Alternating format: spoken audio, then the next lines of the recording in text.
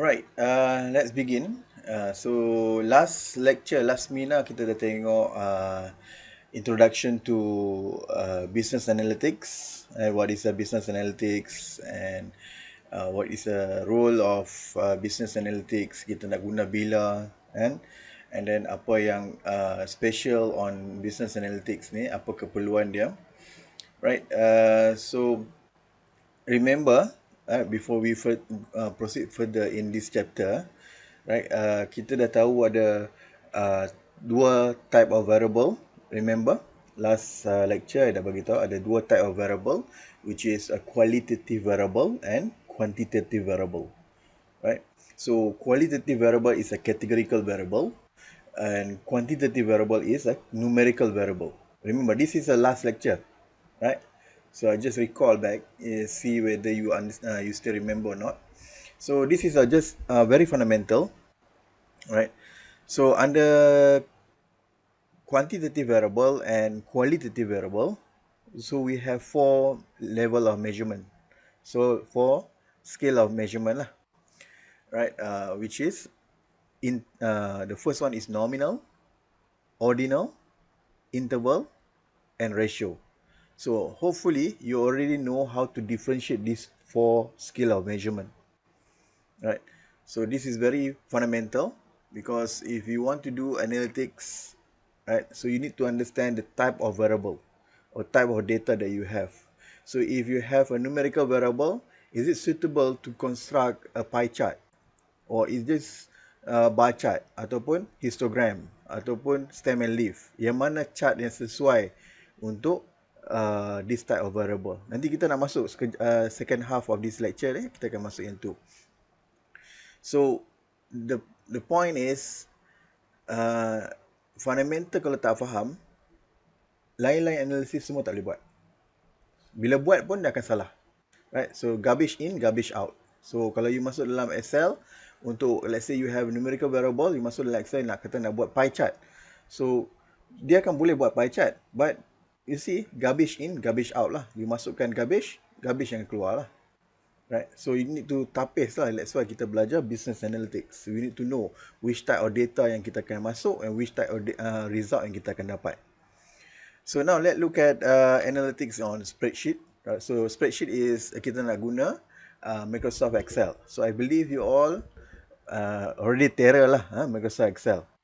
So most of this slide ni I dah cover dalam previous video. Just want to emphasize on these lectures je lah, right? So why spreadsheet? So kenapa kita nak menggunakan Microsoft Excel spreadsheet? So task mestinya Microsoft Excel untuk data analysis, untuk data cleaning, right? So kita boleh guna lain-lain software such as SPSS, such as R programming, Python programming, right? Semua ada spreadsheet lah. So spreadsheet is widely available lah. So kalau you ada kerja, mesti ada provide computer, and in that computer should have Microsoft Excel as well. So jarang sekali lah company akan provide additional software such as statistical software and so on lah untuk analysis. So normally dia akan provide the free one lah, yang datang sekali dengan package, right? So spreadsheet provide flexible modeling environment for manipulating data and developing and solving models, right? So dia ada banyak dia punya function untuk develop and manipulate data dalam Excel, right? Excel is basically quite powerful lah, right? Kalau kita tengok most of student, right, yang buat analysis, so dia akan prefer kepada SPSS lah, sagi Amos lah, apalah semua kan. So basically Excel pun boleh buat benda tu, right? So tak perlu software-software yang terlalu advanced. But why we need advanced software compared to Excel? Maybe there is a loophole lah dekat situ. Maksudnya Excel kita kena belajar lebih lah untuk extra work. Maksudnya kena spend masa sikit untuk design the data, right? But tapi kalau you guna software yang lain, just click and click dah dapat result, right? So dia lebih purposely used untuk analytics lah. Kalau Excel ni kita kena design sikit, baru kita dah boleh guna untuk analytics. So basically benda free kan. Lebih baik guna yang free daripada tapi basically kena bayar jugalah, but most of the time kita dah ada kan dalam komputer. So basic Excel skill, so kita akan tengok opening, saving, printing data files. So ini I think you already know lah, right? Using workbook or worksheet, moving around spreadsheet, selecting cells, range, inserting, deleting rows and columns, entering and editing data, formulas, right? Formatting data, numbers, currency, decimal, working with text string, and formatting data and text, modifying and appearance of the spreadsheet lah. This is basically semua dalam buku lah basically. Tapi dalam buku yang you ada ni dia tak sentuh semua. You just contoh, let's say example page number 5, right? So they start with the Excel formula. Yang lain-lain ni macam open, saving, printing ni they assume you already know about Excel. So now Excel basically you already know lah what is Excel kan. So I just nak tunjuk dekat you.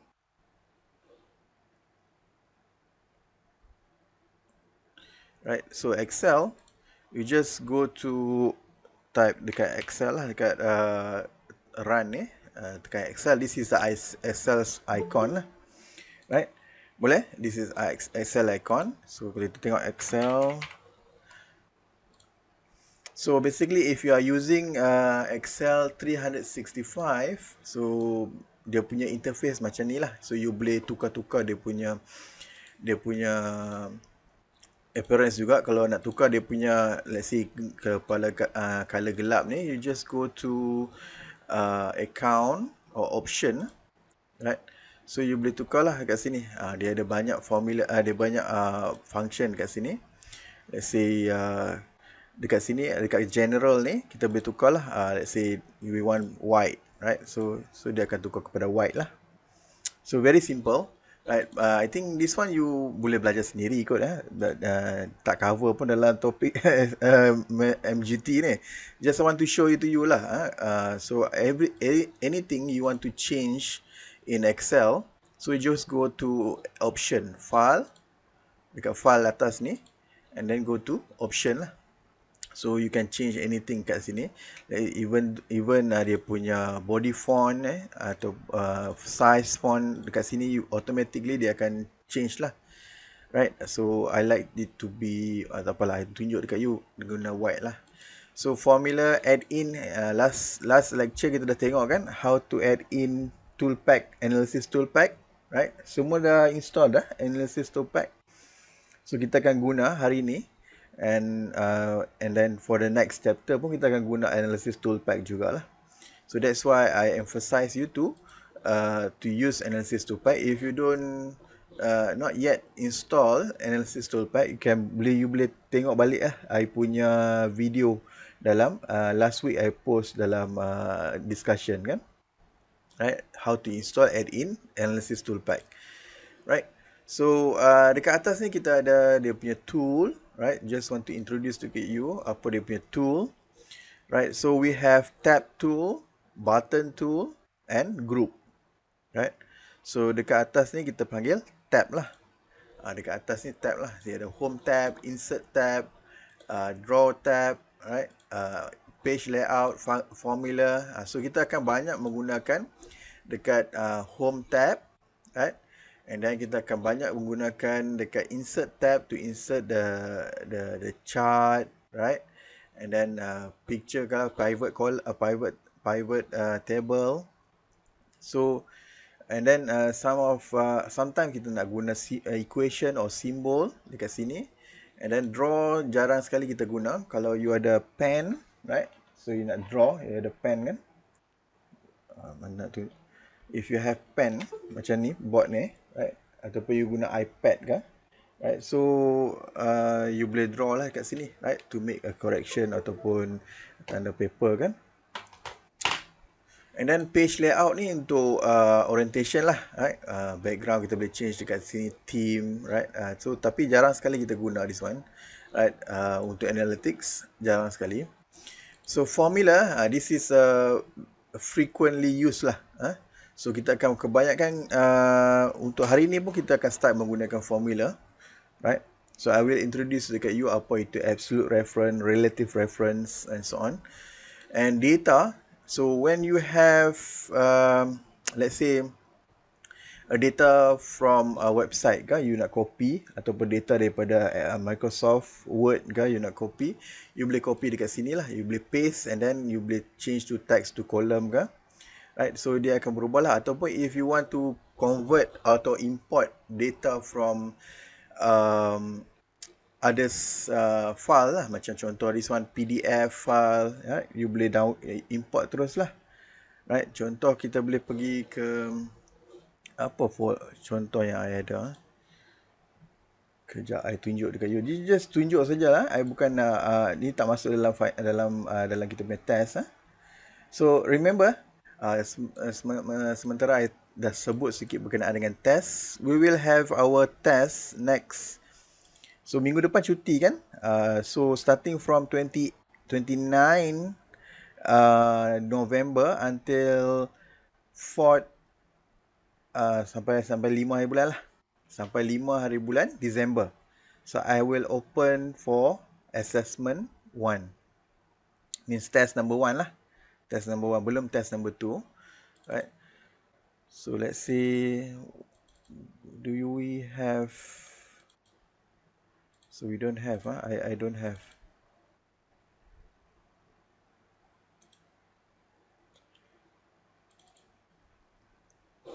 For example, let's say I ambil satu data lah. Okay. So get the data, let's say I ambil data daripada CSV. So kalau you ada CSV file, you boleh ambil data daripada CSV file lah.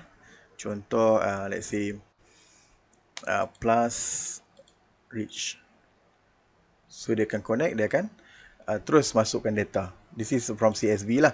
Let's say I try tunjuk dekat you daripada PDF lah. PDF. So I think I ambil data daripada sini. Okay. Attendance student lah contoh. I ada satu attendance student. So daripada bentuk PDF. Let's say attendance. Okay, let's say this one lah. This is a PDF file. Right. PDF file. So I ada data macam ni. So I just want to import. So dia akan import lah dalam Excel. So dia akan tanya sikit, so which one you nak import? This a table saja ke atau page saja? Semua page sekali. So I nak load semua page lah. So tunggu sekejap. Dah, siap. So dia dah import lah. So I think this one you already know lah. And then dekat dalam Excel yang important yang kita nak tahu, dalam ni kita ada button. So all the button is very important, right? So formatting, conditional formatting, format table and so on. And then kat sini juga kita ada group lah. So dalam setiap button ni kita ada group of clipboard, font, alignment. So dalam ni kita ada banyak lagi yang you boleh isi lah. You boleh tekan dekat sini. Right, let's say alignment. So dia ada banyak lagi. Dia akan keluar option yang lebih-lebih lagi. Right, so enough with the introduction of the ribbon. Right, so I think you boleh explore sendirilah this one. Tak masuk exam pun, jangan risau. Just want you to know which button that we going to use later on. Right, so Excel formula, right? So common mathematical operator that I use, let's say we have example of formula A minus BP power of 5 plus C divided by D. So will be entered in Excel. So A minus B. So star means that multiply. So if you're familiar with the programming language kan, star means multiply, tilde, ampersand ni means power or exponential, right? So slash means divide, minus sign means subtract, plus sign means plus, additional lah, right? So kita akan tengok detail dekat sini. Dalam buku pun ada dalam page number 5. So if you want to use addition methods, right? So you just letak tambah lah. Kalau subtraction is minus, multiplication means star, division means slash, backslash, exponential means power lah. This is power, right? Power of 2, power of 3. So kita letak n%. And then percentage mean percentage lah. And then dekat sini kita ada equal to. So equal to means equal. So kita letak sama dengan ni maksudnya equal. Greater than means more than, right? Macam ni, bersimbol dia. So pay attention on the symbol lah. So less than, kita letak less than, macam ni. So kita nampak dekat ni, greater than or equal. So greater than or equal means that dia akan includekan the number that kita nak masuk. Let's say more than or equal to 2. Maksud dia including 2, 3, 4 and so on lah. So nampak tak dia punya aturan letak dia tu. So more than, equal. Equal dekat belakang, on the right hand side. Same goes to less than. Less than, equal. So kalau you letak terbalik, dia takkan dapat lah. Terbalik tak dapat lah. So this is a standard comparison operator yang ada dalam programming language lah. Semua orang akan pakai benda yang sama. Let's say you're using C++, you using SPSS ke, using other software pun, semua menggunakan comparison operator yang sama lah. Melainkan dia menggunakan bahasa yang lain. Right? So basically bahasa yang sama inilah. But not equal to, ini ada sedikit perbezaan dengan other software lah. So not equal to in Excel is less than more than. Right, less than more than, so tak, not equal to. Sometimes exclamation mark equal, right? Sometimes kalau dalam formula lain dia dalam programming lain dia macam ni lah, ataupun ada yang lain macam ni, not equal to, right?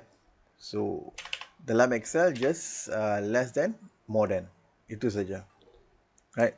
So now kita tengok, cuba kita tengok, kita play with, kita tengok ni dulu lah. Sebelum kita masuk semua dulu, absolute reference, mixed reference dulu, and then baru kita buat example lah. So reference, relative and absolute reference, right? So basically, I think benda ni kita nampak selalu dalam Excel lah, guna Excel. But this is the official introduction to the name of the function lah. Relative function, relative reference and absolute reference. Relative reference means that kita letak sama dengan, dalam Excel tu kita letak sama dengan, let's say I buka satu file baru.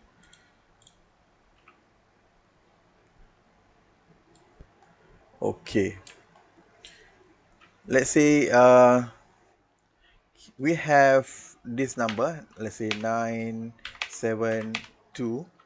So kalau kita letak sama dengan, maksudnya kita nak refer ke cell mana. Right? Let's say I want to refer to cell number A2. So dia akan copy A2. This is what we call as a relative reference. Yeah. Let's say table number A3. So dia akan letak A3 lah. This is what we call a relative reference lah. So dalam relative reference, kita boleh letak operating mathematical operator lah. Such as 9 plus 2. So kita nak tambah cell number A2 dengan 2.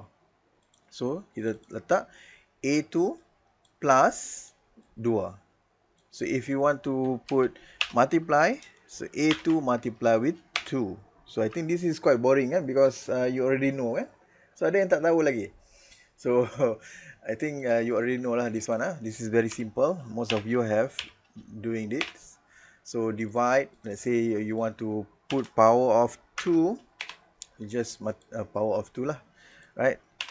So now let's say kita tengok absolute reference. So absolute reference, dia ada dollar sign beside the cell, right? So dollar sign for both, kalau kita dia duduk sebelah dua-dua belah side A and dua-dua belah side A, maksudnya dia tidak akan berubah number tu. Contoh, let's say saya tarik macam ni kan. So apa jadi dekat sini? Dia akan copy A2, right? This one A3, dia akan ikut turutan lah, dia akan turun by row kan. So this is a relative reference. So what happen kalau I letak both side, dollar sign both side, right? So dollar sign both side, so I tarik. So dia tak akan berubah, dia akan maintain on this number saja. Right, so this is what we call as absolute reference. Right. Contoh lagi, let's say I ada lagi satu, let's say I delete this one. I nak letak, this is my focus lah, I letak yes, Nur Fatimah. Record, don't worry. Right, so let's say I have another number. Let's see. So I ada table. Let's say letak 4 lah. Right. So tadi kita tengok absolute reference when dollar signs is between, so like A is between dollar sign, right? So another function of absolute reference is dollar signs di sebelah kiri, first alphabet, right? First column lah. So ini dia akan cover on the right hand side lah. Let's say kita tengok this one. Let's say I ambil this one, right? So I tekan sebelah kiri saja. So what happen, kita tengok dekat sini. So dia akan ambil sebelah sini. So let's say kita ambil sebelah kanan. So dia akan maintain dekat sini juga, right? So nanti kita akan tengok detail kejap lagi. This one maybe not a nice example lah. So kalau nak tengok detail, so now kita tengok data set number 1. Data set number 1. Can you open data set number 1 yang I dah bagi tadi? Mana tu? Mana DP? Oh, this one. So data set number 1, reference and relative, reference, relative, absolute. Right, so kita tengok this one.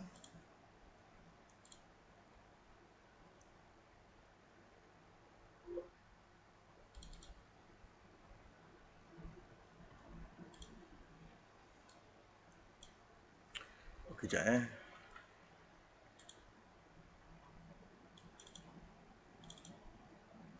Okay, I go very slow so I just want you to understand step-step yang I buat ni.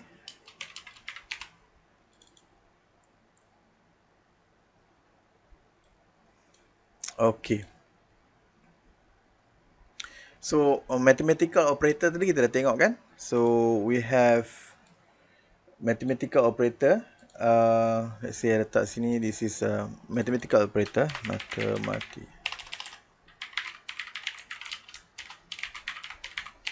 I think kita dah tengok tadi kan, mathematical operator. Sekejap ya. So let's say addition.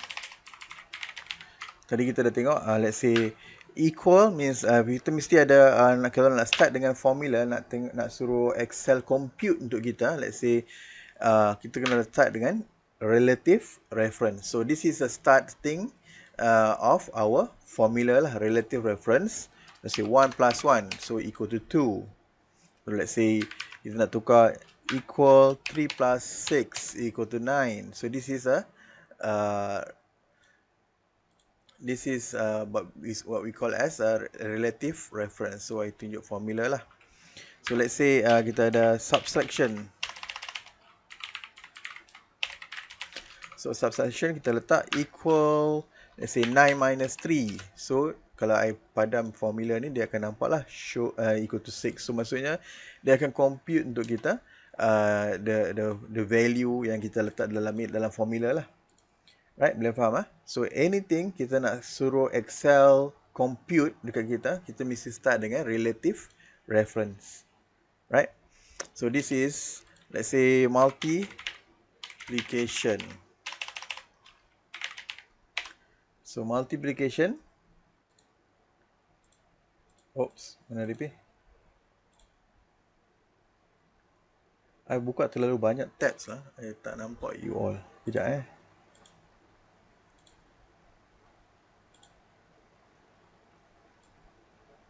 Okay. So multiplication, 2 multiply with 2. So dia akan letak, dia akan bagi result lah. So kalau kita tengok formula dia, mesti start dengan equal ataupun multiplication lah. So let's say kita nak tahu division. So let's say 16 divide by 4. So kita letak stroke dekat sini. Kalau kita tengok, dia akan bagi result dekat sini lah. And then power. So let's say 4 power of 2. So means equal to 16. Right? And percentage. Percentage, let's say benda yang sama juga. Just put percentage lah. So they will provide 2 dalam bentuk percentage lah. Right? Okay, so now let's look at relative reference. So relative reference, macam tadi I tunjuk dekat you, right? Let's say I nak net income. I have total revenue and total expenses, right? Boleh faham? So I nak net income. So how to get net income? So revenue, this one, this column, this cell minus, this cell minus total expenses.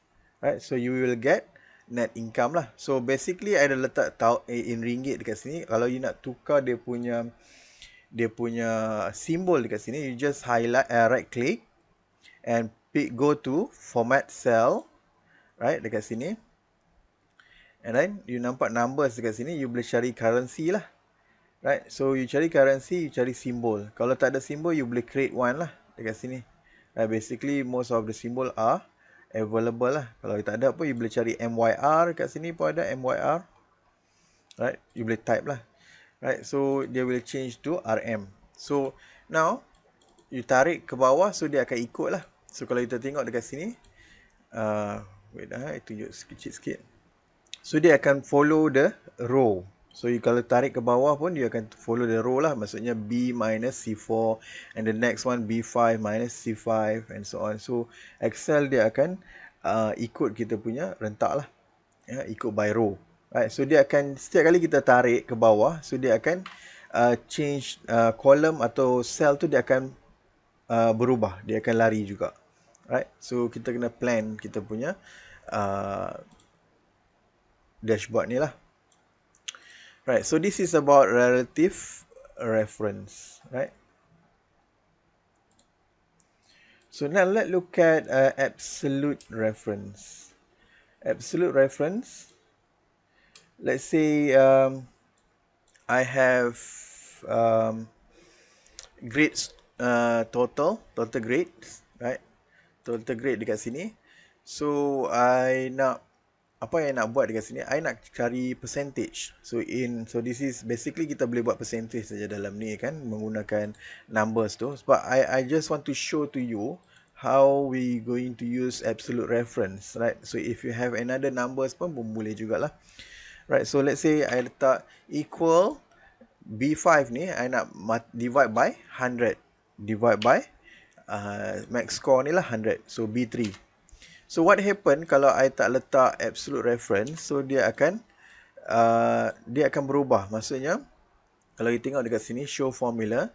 So this one dia akan divide by 85 divide by 95. So and this one 78 divide by 85, which is wrong lah. So what we need to do is we need to put absolute reference dekat sini. So bila kita put absolute reference, kita tarik ke bawah, semua cell dekat sini dia akan fix lah. So dia tak akan berubah. Boleh faham? So how to get absolute reference without typing? So you just let's say you highlight this one, you tekan F4. You tekan F4, ia akan berubah lah. So you change absolute reference $sign tu. F4 dalam keyboard. Boleh?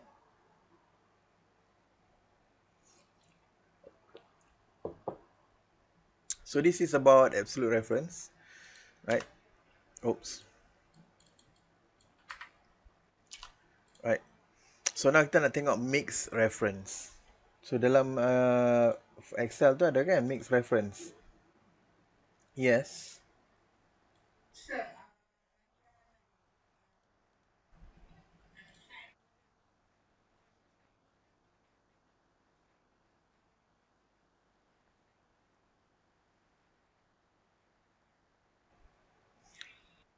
Yes. Baru dia akan bukan. Kita akan tengok sekejap lagi B3 sign column pun boleh juga, tapi untuk this one untuk satu saja boleh lah kita pakai. But for proper definition kita kena both side lah.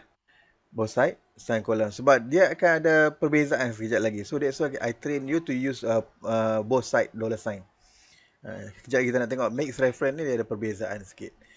So apa yang dia buat dekat sini means that dia akan fixkan B3 dekat sini. So bila kita tarik ke bawah, so dia akan tak berubah lah B3 tu, just the same formula. So now let's look at mixed reference. So mixed reference ni, let's say apa yang nak buat, I have a multiplication table, right? Multiplication table means that 1 kali 10, letak 10 lah kat sini lah. Patutnya dekat 10. 2 kali 10, 20. 3 kali 10, 30. You faham tak apa yang nak buat? So 1 kali 20, this one 20. You nampak tak? Okay, faham. So apa yang kita boleh buat dekat sini, kalau menggunakan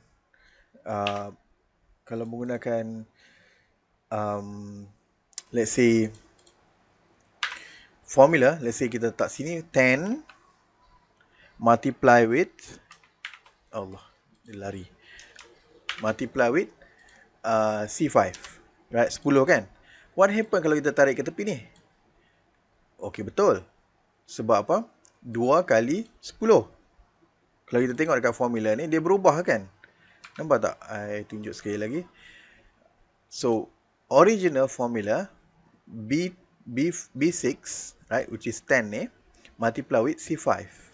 So, kita dapat 10. So, kalau kita tarik ke tepi ni, so what happen dekat sini, dia dah lari dah. So, C6 dekat sini, C6. Dia akan ambil value dekat sini, multiply dengan D5. Right? So, apa yang I nak sekarang, I tak nak number ni bergerak. Number di sebelah kiri ni bergerak. I tak nak number di sebelah ni bergerak ke sana. Kalau I tarik ke bawah, dia lari tempat lain. I nak dia fix dekat sini. Right? So, what I need to do is, let's say kita tengok this one. I padam this one. Alright. So, let's say I letak equal B6 and $sign on the right hand side. Right, so I want Excel untuk fixkan number dekat sini. Boleh faham? So, and I multiply with this one, C5. So, dia akan nampak logik lah. Nampak tak? So, number dekat sini tak lari lah. So, what happen kalau I tarik ke bawah? Oh, dah teruk dah ni. So, apa yang dia jadi dekat sini? B7, dia multiply dengan C6, right? B8, dia multiply dengan this one. dekat sini, maksudnya dia menurun. Right, so I tak nak macam tu. So I nak dia fix juga dekat sini. You faham tak apa I cakap? Faham, ah? Alright, eh? So that's why bila I nak fix dekat atas, I letak dollar sign on the right hand side. So I tarik ke bawah, so dia akan nampak cantik lah. So apa yang dia jadi kat sini, dia akan fix dekat sini, dia fix dekat sini. So yang ni pun sama, sini dengan sini. Boleh faham? But the point is, bila kita tarik turun ke bawah, dia still dia akan turun jugalah. Dia tak fix macam dollar sign on the both side. Faham tak? That's why I suruh you, kalau kita nak fix satu sell saja, kita akan pakai dollar sign on the both side. Kalau kita nak tarik ke bawah, turun, so dia akan on the right hand side, dia akan turun ke bawah. On the right hand side, dia akan ke kanan. Right? So kalau kita tarik dari sini, benda yang sama. Apa dia jadi kat sini? Sini dia fix dekat sini, row dia akan fixkan, column dia akan jalan. Nampak tak? Column akan jalan, row akan fix. This is what happen lah. So let's say I tarik semua. Right, so I will get the nice multiplication table. So this is how we use mix and absolute reference and relative reference. So dalam absolute reference kita ada dua. Satu, dollar sign on the both side. Another one is dollar sign on the right hand side, on the left hand side and right hand side. Right, left hand side means that dia tidak akan ke kanan. Maksudnya dia akan bergerak ikut row. Right, this one bergerak ikut row. On the right hand side bergerak ikut column.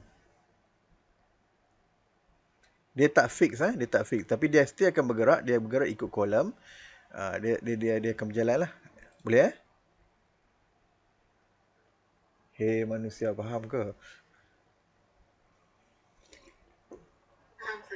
Alright, good.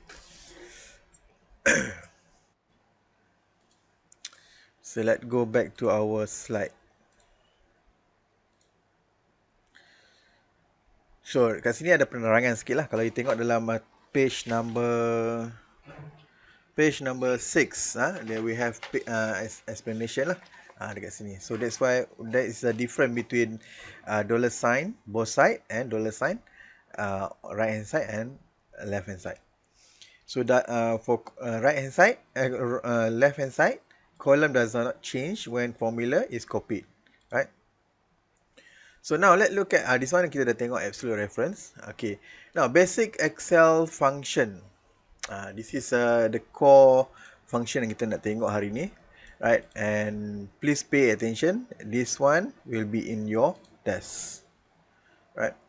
So we have minimum value, maximum value, summation, average, count, count if. So this is the basic Excel function yang kita nak tengok lah. Min, MIN is dia akan select semua data and dia akan appearkan the minimum value. Max means dia akan appearkan the maximum value, right? Ataupun mode lah. Mode bukan, maximum value. Sum means dia akan tambah semua value. Average means dia akan cari purata lah, the average or mean. Count dia nak kira berapa banyak value yang ada dalam dataset. Count if you have any criteria. Let's say kita ada sales data, right? Purchase data. So ada yang customer yang beli headphone, ada customer yang beli speaker, ada yang beli TV. So we want to know how many customer yang beli headphone. So kita boleh menggunakan count if. Right? So setiap satu sum, average, count ni kita ada function if. So kita boleh tengok juga, nanti kita akan tengok sum if, average if, count if. Dalam count if tu, dalam Excel kita boleh letak pelbagai lagi, banyak lagi selection criteria. Let's say kalau count if tu kita ada satu kriteria. Let's say you have 2 or 3 criteria you nak select. Let's say you want to count customer yang purchase headset, tapi uh, harga yang dia purchase tu mesti lebih daripada RM100. Contoh kan, ada dua kriteria dekat situ kan. So, kita boleh menggunakan count if as. Nanti saya tunjuk dekat you lah. So, kita nak tengok example number 2.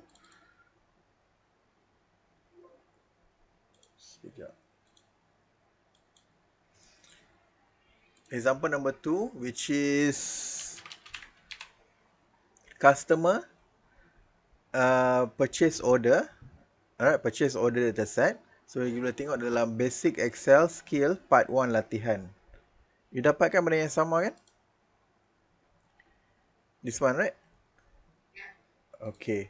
So, kita akan tengok this one. So, description sikit, right? Oops.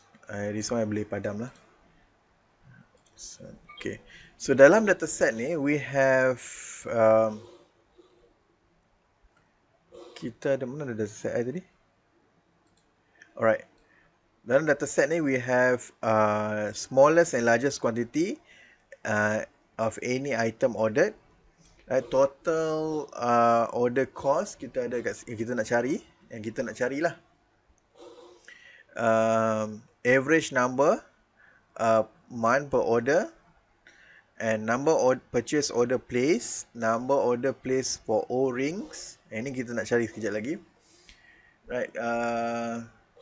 And number order with AP term shorter than 30 months. And this is yang kita nak cari, which is your example lah, which is your exercise nanti. So, dalam dataset, we have order date, customer, order number, item detail, unit price, quantity, order amount, and so on lah. So, now I just want to show you the function of minimum value, minimum, maximum, sum, average, count, count if, right?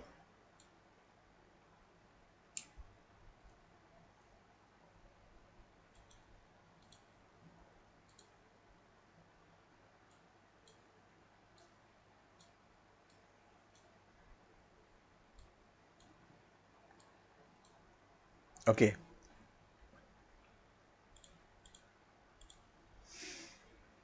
Now, dekat sini, let's say I letak dekat sini lah. This is the point, the box yang I nak cari. So, you dah download dah data ni. So, we can do it together. Can we do together? Right. So, let's say I want to find minimum quantity. So, this is the quantity column.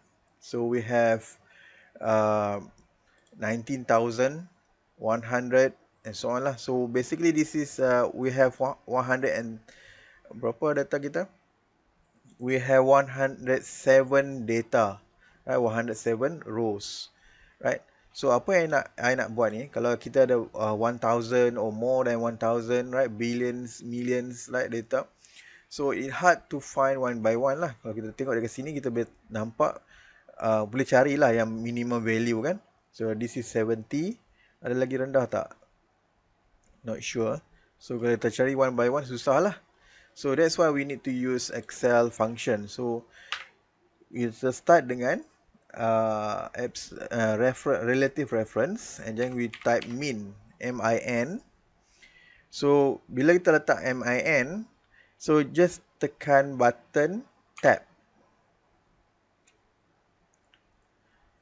You just tekan button tab. So, kalau you tetap min, right? So, pun boleh juga atau klik dekat drop down yang dia bagi kan. Let's say, tengok sekali lagi ya. Watch carefully. That's it. Saya besarkan sikit. Right. So, ada student nak masuk lagi ya. Alright.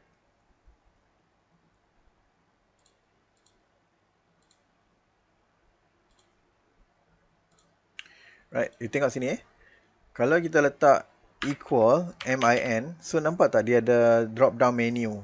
Right, drop down menu.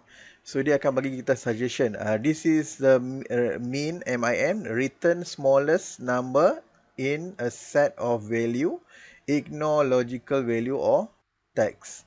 So dia akan ignore logical lah, maksudnya true or false dia akan ignore, and text value pun dia akan ignore lah. So tadi I tak sentuh sikit pasal logical operator, nanti kita akan tengok sekejap lagi. I tunjuk balik, right? So bila you tekan MIN, you tekan button tab, so dia akan keluar argument. This is the function MIN, means that the minimum value. So dia letak sini number 1, number 2 and so on lah. Maksudnya kita boleh highlight, right, sampai atas lah. So let's say F3 sampai F9, F4 lah sepatutnya, F4, right? So F4 until 9 lah. So dia start from F4 kan. So kita select semua data ni, right, and then click enter. So dia akan bagi tahu kita this is the minimum value.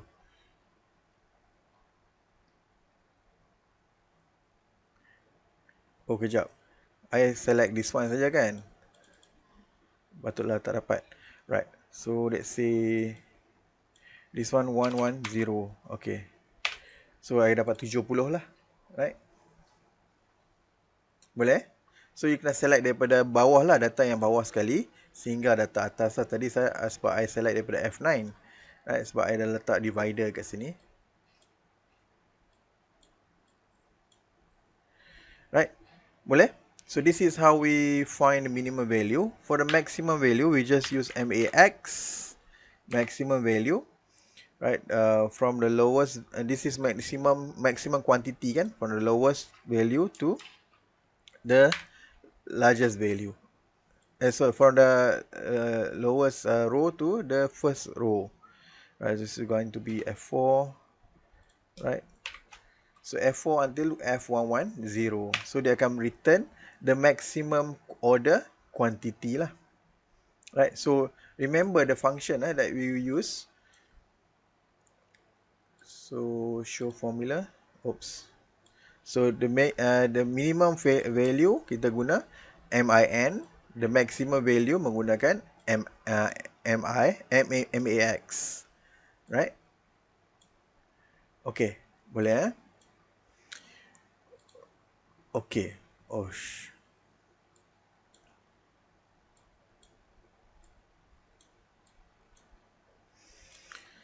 So now kita nak tengok total order amount. So order amount dekat sini dia ada setiap satulah. So kita nak tengok summation of order amount. Berapa banyak jumlah yang telah diorder oleh customer. So kita nak gunakan sum. Sum means that kita akan tambah semua nilai ni lah. Sum from the lowest, ni I select semua lah. Kalau kita select manual pun boleh juga kan. So if you have large data, then dia akan slow sikit lah. Right, so dia akan return the large amount. So the total amount lah. So this one we have 2,953,81 ringgit. Right. So this is a total amount, order amount lah. Right, so let's say we want to find average AP term. So average, so we have dekat sini average AP term days. So berapa banyak terms yang kita bagi, berapa banyak hari yang kita bagi untuk dia jelaskan bayaran. So let's say kita nak tengok average. So in Excel kita menggunakan function average. So kalau kita letak average, kita letak average ni dekat sini, kita dah nampak dah drop down value ni dekat sini. So just type, tekan tab button. So daripada sini ke atas. So from F4. Right, so we will get the average value lah. So normally dalam average ni kita tak letak terlalu banyak decimal point lah. So we need to adjust our decimal point to up to 2 decimal points saja. Right. So untuk ubah, let's say kita kena right click format cell, and dekat numbers dekat sini, so leave it as 2 decimal point. So dia akan letak 2 lah. Ataupun you boleh adjust dekat atas ni, right, dekat sini, right, decimal point. So increase or decrease decimal point, benda yang sama lah. Right, so kalau you tekan increase decimal point, dia akan tambah. Kalau decrease decimal point, dia akan kurang lah. So boleh ubah. Benda yang sama juga. So dalam Excel kita ada banyak cara nak buat kan. So you boleh cari cara yang mudah untuk you buat lah. Yang paling senang, right? So now let's say we want to know number of purchase order received. So number of purchase order received, let's say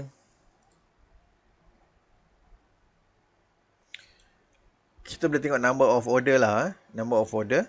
So kita nak tengok berapa banyak order yang kita receive, right? So kita just guna count, right?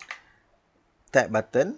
So we highlight from the lowest value to the largest value, right? And we know that we have 107 orders. Boleh setakat ni? This is a simple formula, bukan complex formula lagi. Boleh Okay, now kita nak tengok complex sikit. Right. So the next example, number of order by Super Power Audio. So nampak tak customer dekat sini? We have a lot of customer. We have Sound Sdn Bhd, Sonic Sdn Bhd, Super Power Audio, Vogue Corporation, Ultra Car Audio and so on lah. SKS Enterprise. Tapi kita nak kira berapa banyak order daripada Super Power Audio. Boleh faham So that's why we are using count if. So kalau kita tengok, kita type dekat sini count if. Kalau you perasan, we have count if and count if as. So tadi type sajalah, senang. So kita select dulu daripada mana ke atas ni. Let's say before. So kalau kita nampak dekat sini, apa yang dia bagi? Count if. Dalam ni kita ada argument dia range and comma with the criteria. Kriteria kita adalah Super Power Audio. Right? So you comma, letak kriteria kita Super Power Audio. Right? So kita nak Excel untuk kira berapa banyak yang daripada Super Power Audio. So dia kira kat kita, okay, we have 17 order come from Super Power Audio. So can you do the same thing? Number of order for Scotty Rectifier. Boleh tak buat? Buat dan bagi tahu kat saya berapa jumlah dia.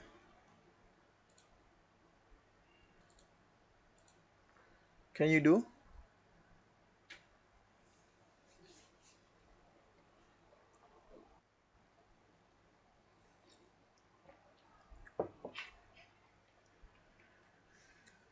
So I tunjuk dekat you dia punya formula.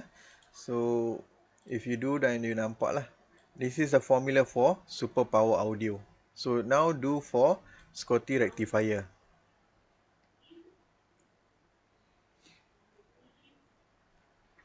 But Scotty Rectifier dia bukan dekat customer, dia dekat item detail. So benda yang sama juga, function yang sama. Try to count how many Scotty Rectifier.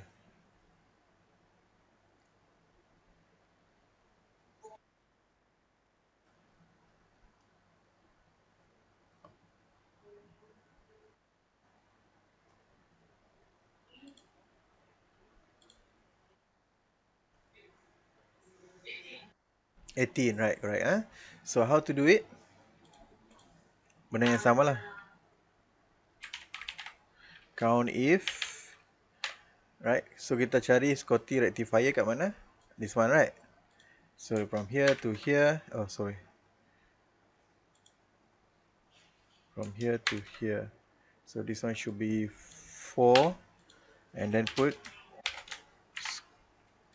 Scotty Rectifier.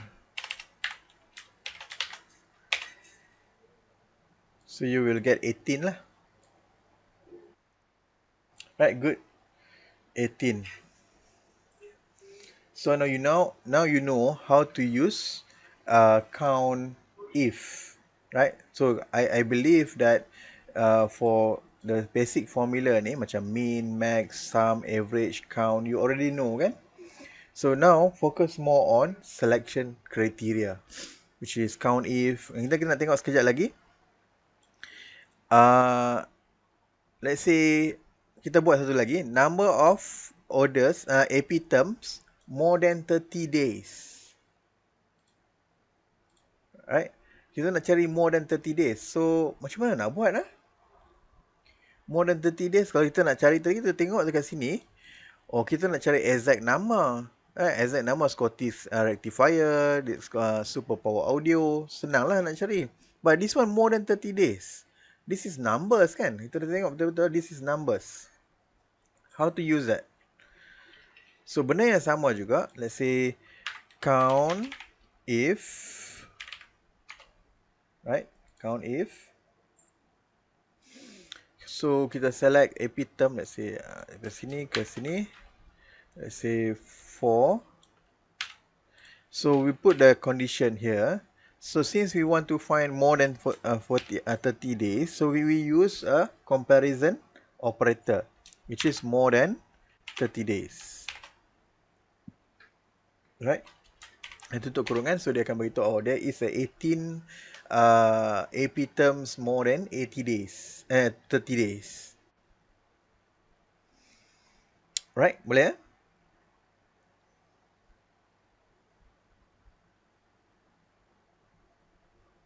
Okay.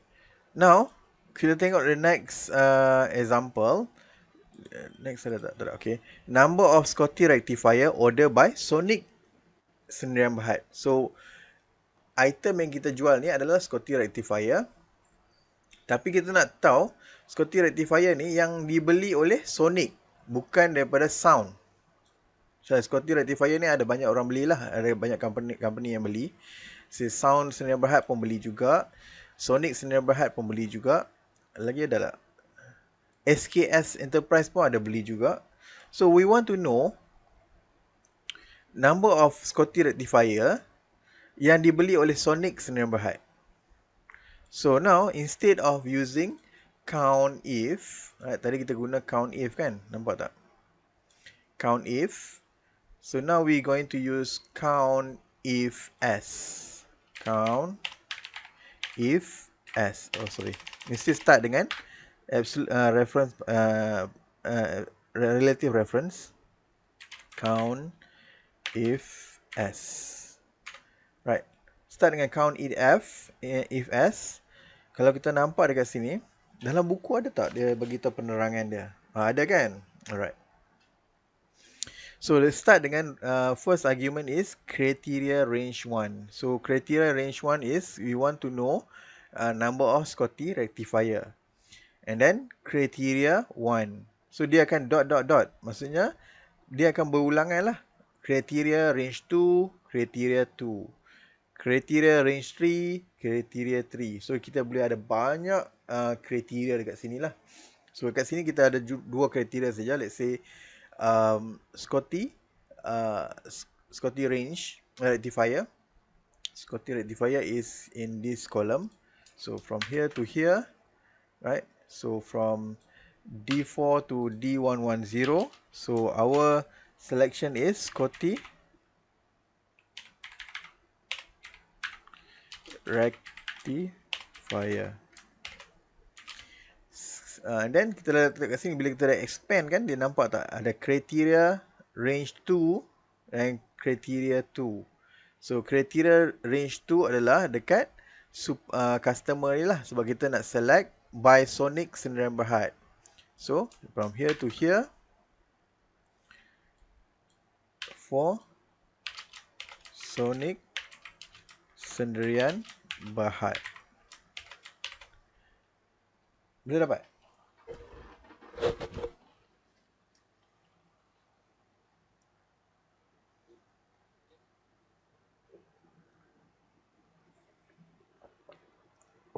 Boleh? Ada soalan tak?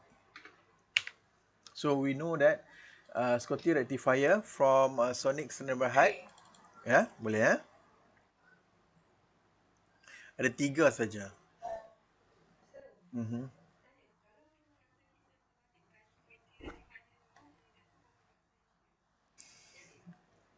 Uh, you see, uh, mungkin benda yang sama kan. So, kita boleh try tapi dia punya condition tu terbalik lah. So, maksudnya kita nak cari pemahaman definition kita nak cari kat sini. Kita nak cari sonic sinar height by Scotty rectifier. Pun mungkin dia akan dapat benda yang sama lah. I think benda yang sama juga. So okay, we can try. Let's say we try count if else. Oh, right. So let's say kita select from this one to this one. Right. I think benda yang sama kan. So sonic sendirian bahat. And then from here to here.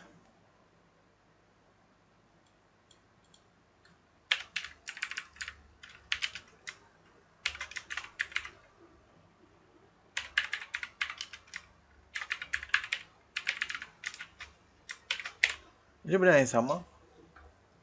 Right.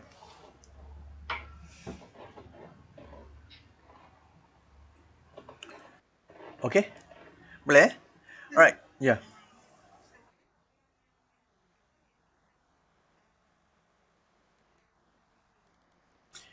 Kita menggunakan count if, benda yang sama, cuma kita nak cari more than 30 days. So, basically we are using comparison operator lah, more than 30 days.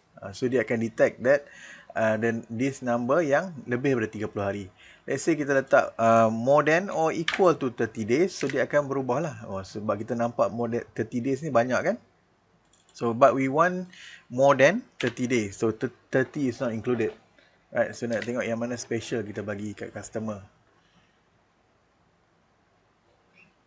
Alright, so now, let's try by your own.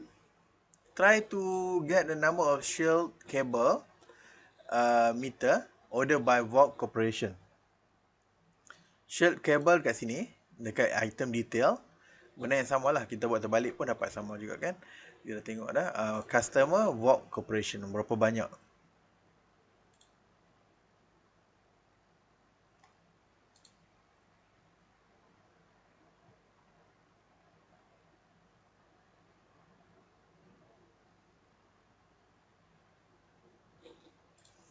Can you try? How many you get?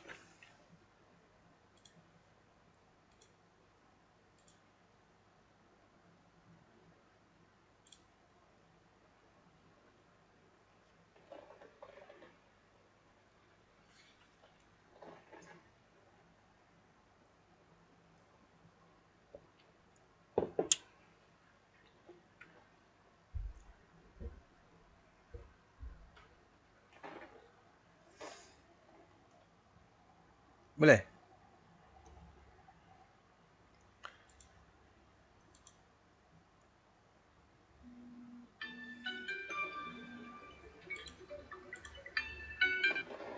Why? Mana? Siapa nak?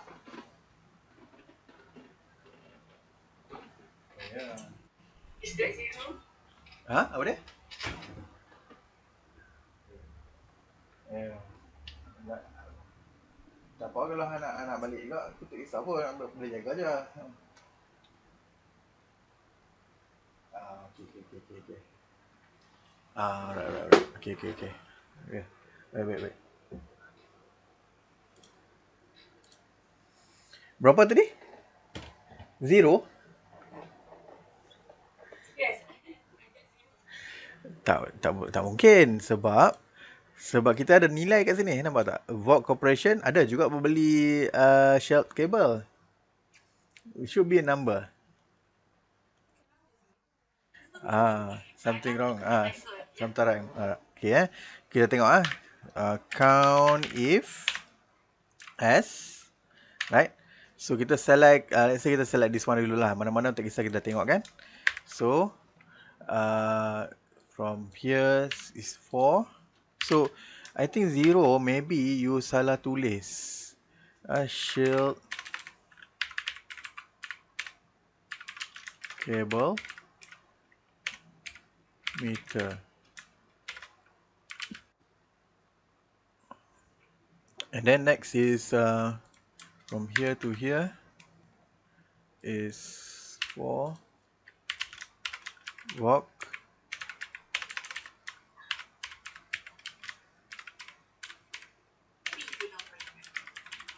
Yes, it should be 3. I dapat 0. I salah hijau juga. Shielded cable meter. Ya, ya, salah kira. Salah eja sini sebab IE. Right? Sebab tu 3 lah. So, berhati-hatilah. This one. Sebab dia bukan is a case sensitive lah. Maksudnya kalau huruf besar kena huruf besar, huruf kecil kena huruf kecil. Right? And then kalau salah tulis dia tak dapat detect lah. Right? So nanti kita akan tengok dalam I think dalam my lecture video, I dah letak short video tu, I dah letak data validation. Right? You pernah tengok tak data validation? So in data validation, sekarang ni kita tengok yang manual tau. Kita belum masuk advance lagi. Kita buat kalau kita nak buat betul-betul proper analysis, right, for user to use, kita tak boleh letak macam ni. So ini adalah untuk pemahaman kita dulu, yang first time, right? So next time and next phase kita nak tengok data validation. So bila kita select dan berapa count dia, so dia akan kira siap-siap, right? Okay. So I think this is the most basic yang kita cover, right? So kita tengok yang balik kepada slide, right? So sama juga dengan count, right? We have count if s, right? Untuk summation, average, right? So kita still ada juga sum if s. Maksudnya kita boleh letak kriteria, right? Sama juga untuk average if else. So let's try to do this, right? So another one kita ada logical operator, nanti kita akan tengok sekejap lagi lah, right? So kita tengok ni this one dulu, right? Excel, kita buat ni habis and kita rehat 5 minit, boleh eh? So or you want to rehat 5 minit sekarang? You want rehat now or rehat later? Later, good. So kita try buka basic Excel skill part 2 latihan. Alright. So this is very simple. Benda yang sama juga, right? So I think you have the idea, right? So we know how to use if and if s, right? So if when we have only one criteria, satu selection criteria saja. So if s, kita ada banyak selection criteria. So now let's look at this one.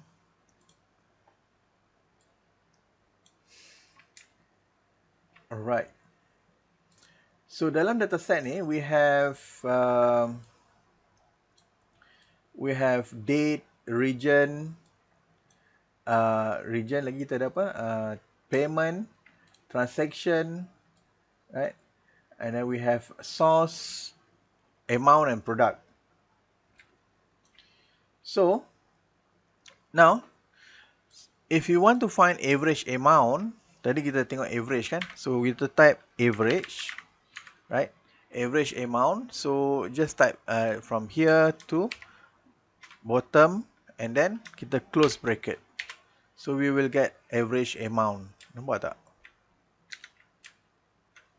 So I kecilkan sikit sini. Okay, so bagi nampak lah, right?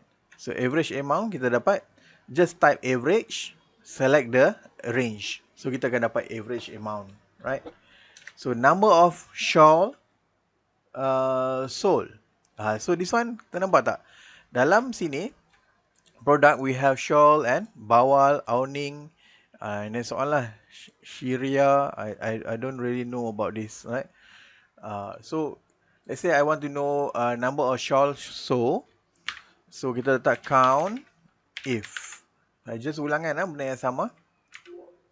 Oops. So kita select from the first one to the last one, right?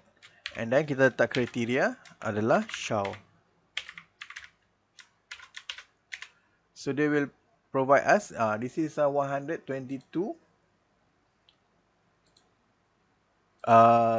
shawl has been sold, right? So benda yang sama ni, I just ulang balik yang tadi. So kita nak tengok the function of if s. So number of shawls sold from online shop. So count if s, right? From here to here. So kita letak shawl.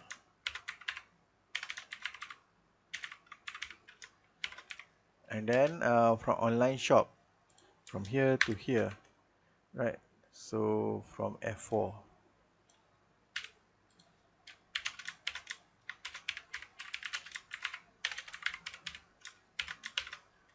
So we have 198. So nampak tak dia punya benda yang sama kan? Right? So here I dah ajar you if s, right?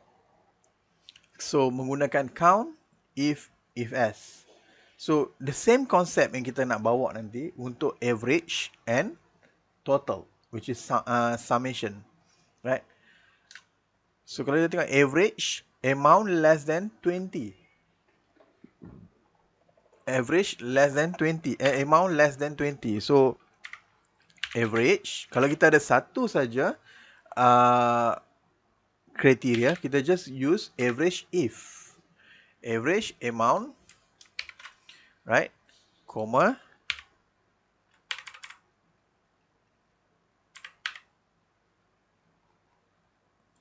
Right, abang nak tunjuk sikit kan. Comma, less than 20. So they will tell you, okay, this is 70 ringgit 63 cents. So yang less than 20. So dia akan ambil semua yang less than 20 ni, right, tambah semua, dia akan bahagi dengan nilai berapa banyak kan. So now kita tengok this one. This is for single criteria kan. So if you have two criteria here, nampak tak? Two criteria. Average amount of shawl purchased from social media. So we have shawl, kita nak cari amount of shawl, social media. In this case, dia sedikit berbeza dengan count if ni. Right? Count if tadi tu, kita select count kat kisah mana-mana pun boleh sebab kita nak count. But this one kita nak ambil average amount. So we need the amount value. Right? So to get the amount value, right? So kita guna average if s. Right? Average if s. The first criteria is, the first value is the average range. Nampak tak? Dia kata average range, criteria range 1. So, criteria range 1, criteria 1 is the condition. Kita kena faham apa yang dia nak dalam Excel ni. The first one is average range. Maksudnya mesti masukkan value of the amount lah yang kita nak average kan. Value of the amount yang kita nak average kan. Right? And then baru masuk criteria range 1. So criteria range 1 is the amount of shawl, right? Shawl is the product is a criteria range 1 lah. So from all the product range, so kriteria dia kita nak ambil shawl saja. Boleh? Shawl. And then purchase from social media. So they start with criteria range 2. So kita letak from source, right? I tunjuk dekat you slowly, right? And then kita punya kriteria dia adalah social media. Yes.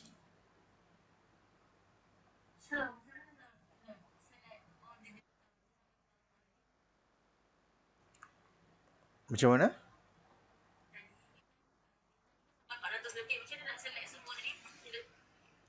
Oh. One of the way, satu cara, you just click on Control Shift. Kan ada arrow tepi, bawah, kiri, atas kan? Tekan Shift bawah.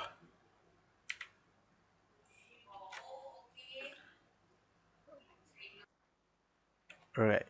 So this is the basic one lah. Just one of the method lah. Ada method lain. Tapi ini senang untuk tunjuk saja. Right. So now, dapat ada idea. Benda yang sama kan? Benda yang sama, konsep yang sama. But the first one kita letak average amount, average range dulu. And then the second one is our condition lah, shawl or social media and so on lah. And we can put as many as condition that we want lah. We can put condition number 3, condition number 4 and so on. Right, so we have 19 ringgit 91 cents. So can you do for number 6, average amount of owning purchase from online shop paid using credit card? This one 3 condition.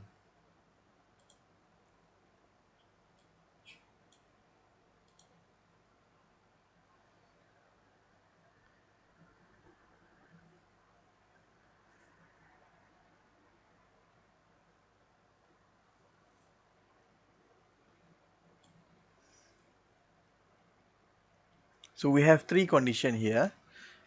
Okay, I tunjuk average if as. Right, the first one always our average value lah. Right. So the second one is, let's say dia nak apa, owning kan, owning kat sini kan. Right. So first one is owning. And the next one is purchase from online shop. Online shop from here to here. Online shop. Then dia nak apa lagi? Paid by credit card, right? So ambil credit card pula naik atas.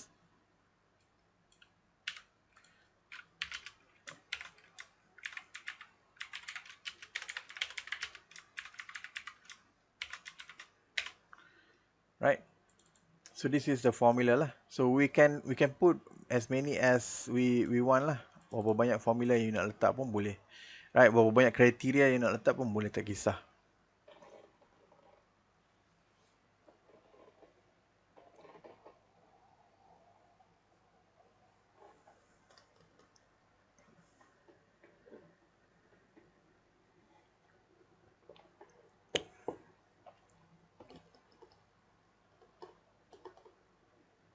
Boleh?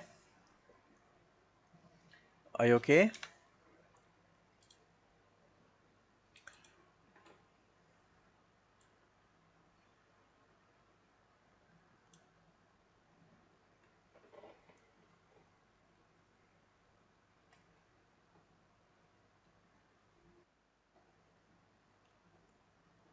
Buat dulu.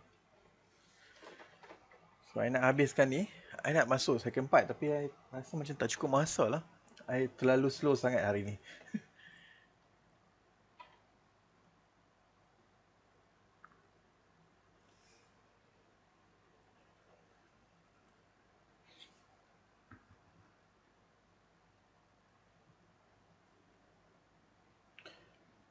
Dapat how much the average amount tu dapat? Yes. Alright. So you got the idea, right? So I just want you to know the fundamental of using this formula, right? So whatever formula have you want to use dekat sini, yes.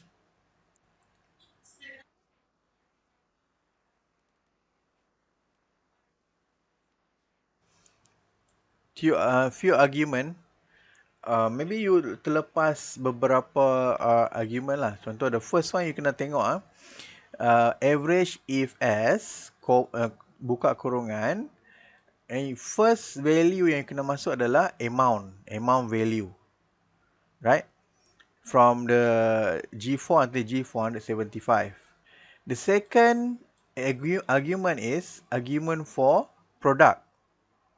Maksudnya range for product, comma, owning. Right? So, jangan tiru H ni. Mungkin you punya dah berubah ke macam mana kan. You tengok dekat product ni. And then the third argument is the range for source. Maksudnya you select from source, semua source ni, then put the condition online shop. Right? Tapi kena tengok betul-betul lah dia punya ejaan tu. The third argument is your credit card, which is payment. Payment, you select the payment, range for payment and put credit card. Baru you akan dapat lah. Kalau you dapat macam mana? Dah buat benda yang sama, dapat yang lain ke? I don't think dia akan dapat yang lain. You need to follow the same one.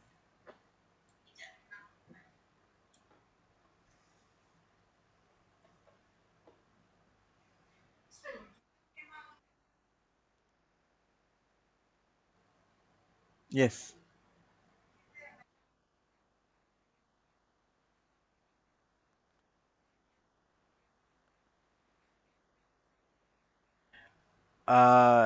Dalam argument ke? Argument ke function? Dia kena exactly lah. Kalau kita try ubah, let's say, dapat tak? Still dapat jugalah. Okay lah. Benda yang dapat jugalah. Let's say, online shop. Still dapat. So, maksudnya, dia tak kisah. Dia spelling kena okay lah. Alright, good.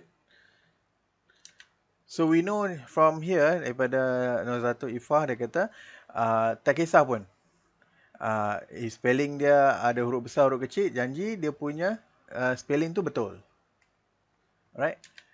Mesti sama. Right? So, let's look at this one. Count the number of sale for each region. So, number of sale for each region. So, this is the region. So, kita nak count. Kita count saja. Tak perlukan benda yang susah. Right? So, count if. So, east region. So, kita cari east region. So, let's say kita try east. Dapat tak? Right, 44. Right. Boleh? So, now kita tengok balik total sales. Tadi kita dah tengok average kan? Benda yang sama juga. I cuba bawa dekat sini. Right. Total sales less than RM20. So, total sales, let's say, kita akan ambil dekat amount ni lah. So, instead of using average, right, average, so I can copy this one, right, I can put here, oops.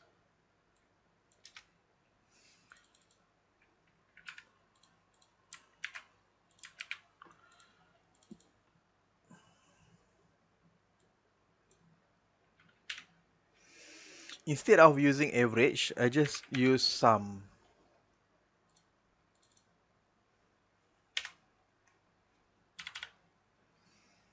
Right? Instead of using average, sekarang ni saya guna sum sajalah. Oh.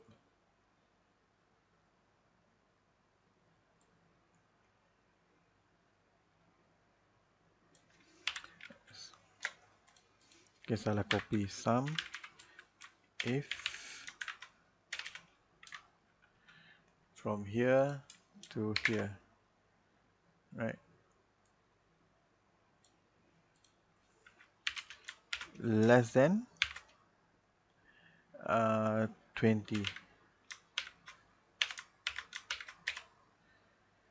Oh, what happened?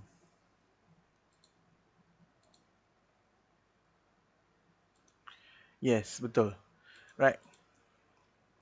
Sebab perbezaan dekat sini dengan sini, apa beza dia? Dekat sini dia akan cari average. Right? Dekat sini dia akan tambah semua. Tambah semua sum semua sales yang kurang daripada RM20. Dia akan tambah semua. So that's why it is RM4,247. Boleh So sebab kita menggunakan sum function kan. So that's why dia berbeza tadi. I confused a bit. Right, so total sale for bawal. So let's say sum if, sum if. So dekat sini kita ada satu condition saja kan, bawal saja. Right. So kita boleh select sampai bawah.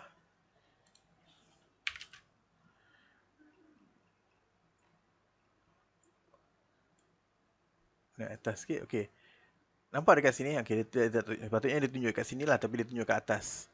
Dan dia kata kat sini, sum if range criteria sum range. Right? So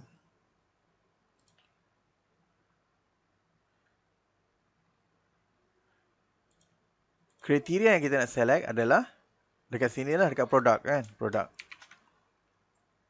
Right? Sampai sini, and then kita letak bawah lah. Benda yang sama. So you see the same concept yang kita bawa kan. So what happened? Yeah. Sum if s. Right? Sum if s. So total sales for bawah lah. So kita put currency. Yes, 1,300. Yes.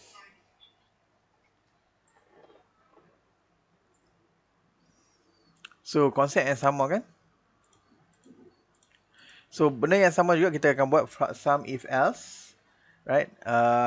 Let's say kita nak tengok apa nama? The total sales for bawal and apa lagi tadi? Amount less than 20. Maksudnya kita akan gunakan total sales, cari dia punya condition for bawal, and then cari total sales yang less than RM20. So benda yang sama. Sum if s, right? First is total sales amount, right? Kita bawa naik atas, right? And then for bawal kan, bawal tu boleh ikut kan, boleh ikut eh. And then this is bawal.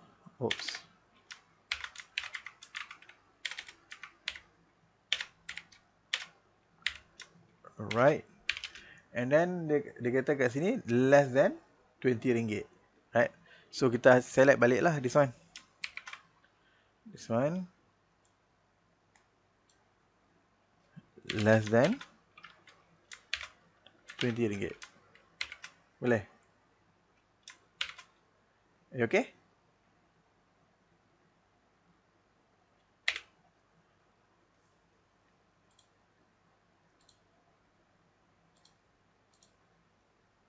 So I show the formula again. Benda yang sama, just penggunaan the function is different. So instead of using average or count, right, kita menggunakan sum lah, right?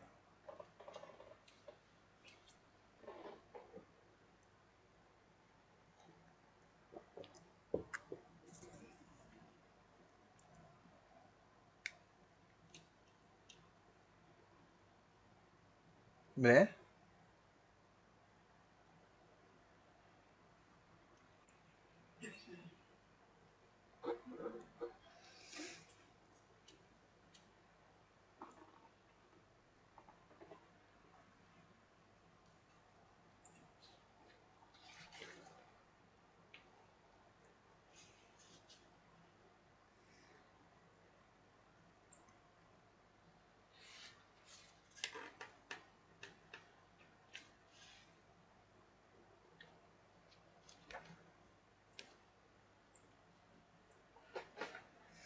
So this is the fastest way lah to use kan.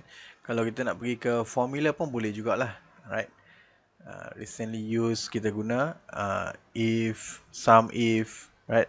So sum if dekat sini senang saja. Ini just select and select sajalah, right? Tapi I not really prefer to use this one lah because Nak klik-klik kan, I suka tulis terus dekat sini. Right. So you can practice juga guna formula tu. Click here and click there dekat sini. Right. Tapi nak mencari the formula tu very complicated sikit lah. Right.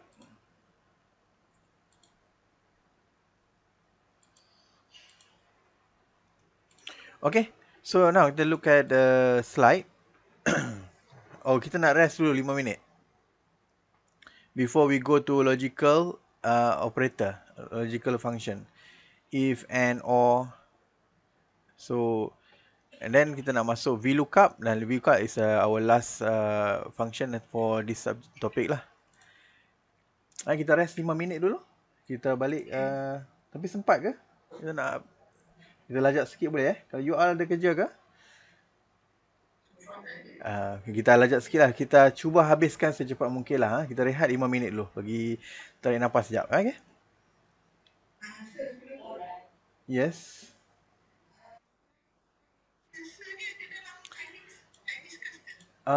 Tak ada. Sebab benda yang sama juga extract daripada buku lah. So you have books? Ada kan? Okay, good.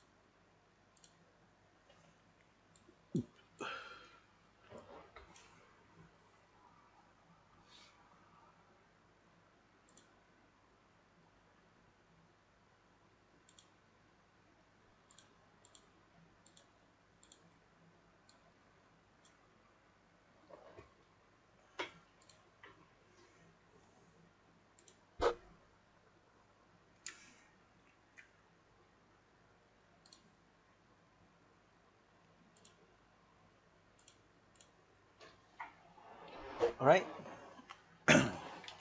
Boleh kita teruskan? Okay. Alright.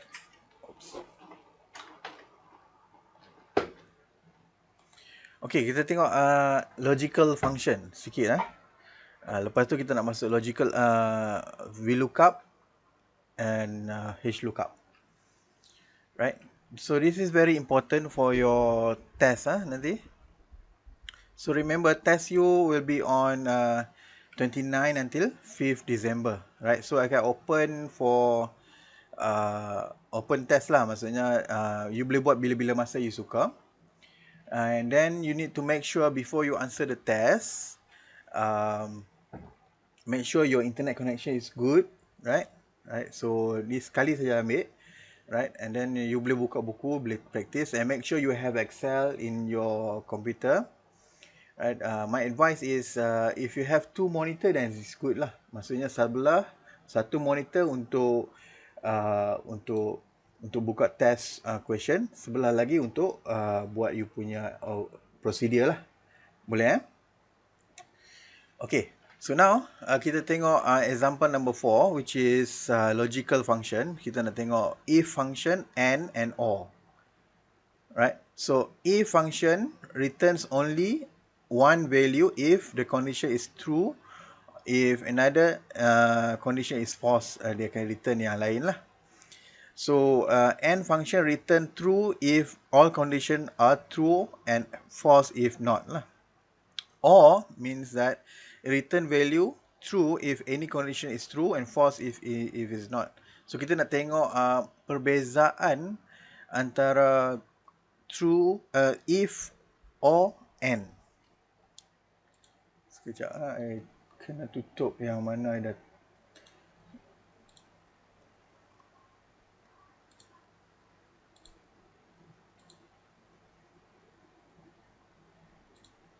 So kita akan gunakan file number 4, which is demo logical operator if and or. Right. So you boleh download dalam you punya future, right?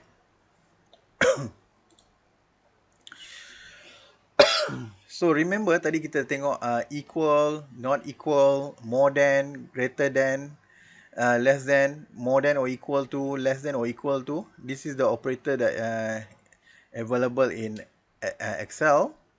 So let's say is 29 equal to 48. So kita nak letak equal 29 equal 48. Right? So dia akan return the value of false. Dekat sini maksudnya dia akan bagi tahu, oh, 29 is not equal to 48, right? So kita nak tahu sama ada 29 is not equal to 48.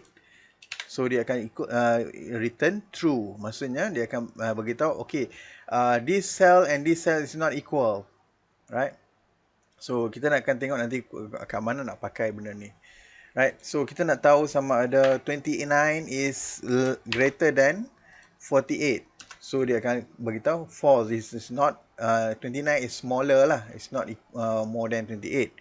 Ataupun less than. So kita letak less than.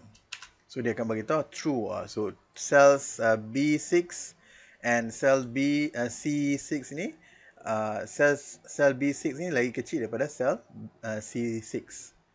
Right? So sama juga yang more than, greater than or equal. So greater than equal 48. So dia akan bagi false lah. And then this one less than equal 48. Dia akan bagi tahu true. So this is the logical operators, right? So dia akan bagi tahu conditional operators je lah. So kat mana nak pakai and bila nak pakai? Tadi kita dah tengok tadi sebenarnya. Kita dah tengok dalam more than RM20 and less than RM20. Kita dah tengok tadi kan. Benda tu yang kita dah pakai. Kat situlah kita nak pakai pun. Apa je tu?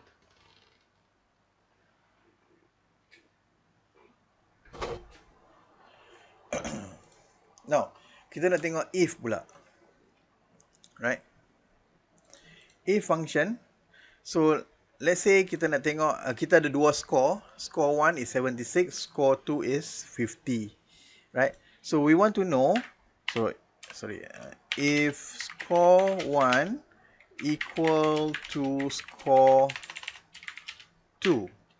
Right, so kita nak tahu true or false. So, formula dia will be score 1 equal to score 2. So, dia akan bagi dalam bentuk true or false. But this one is rarely kita use lah. Kita nak tahu true or false ni. So, normally kita nak tahu the answer. Whether it is 1 or 2. Right, so let's say kita guna another function if. Right, let's say if kita nak tahu if score 1 is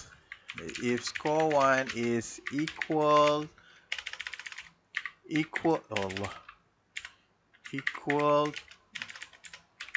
to score 2, put 1, right? Else kalau tak sama, letak kosong. Kita nak bagi tahu kita nak Excel bagi tahu kat kita kalau score 1 ni sama dengan score 2, letak 1. Kalau tak sama, letak kosong. Right, so kita akan menggunakan function if.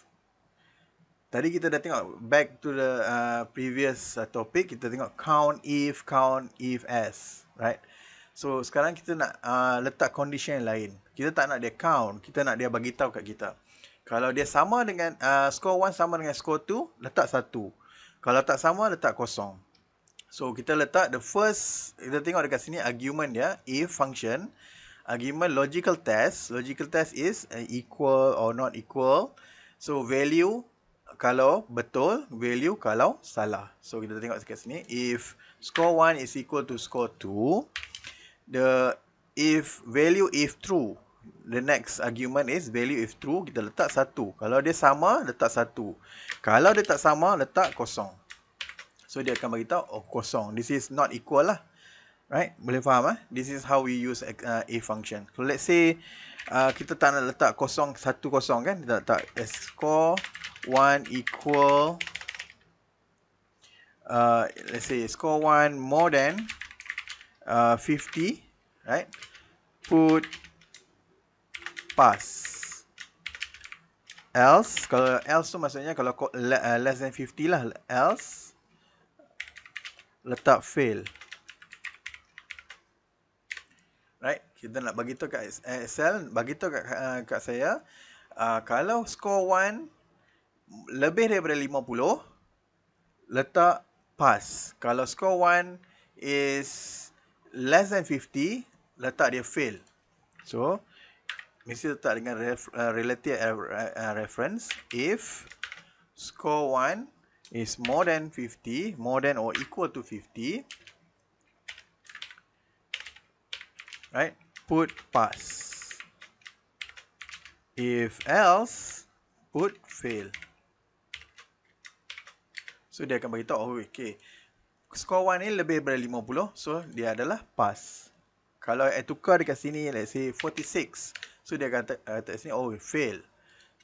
89, dia tukar pass. 42, fail. 76, pass. Right? Boleh? Benda yang sama juga, yes, no. Let's say instead of putting pass and fail, I will letak yes, no. Right? Benda yang sama, let's say I letak absolute reference dekat sini. So I letak yes, no, yes. Right? Ataupun I nak cari if score 1 more than score 2, right? And then get their total score. Right?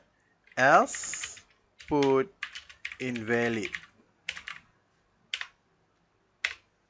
So apa maksud dekat sini? Kalau score 1 ni lebih besar daripada score 2, cari total dua-dua ni. Tambah dua-dua ni. Kalau tak, Kalau score 1 is less than score 2, letak invalid. Contoh macam ni. If score 1 more than score 2, right?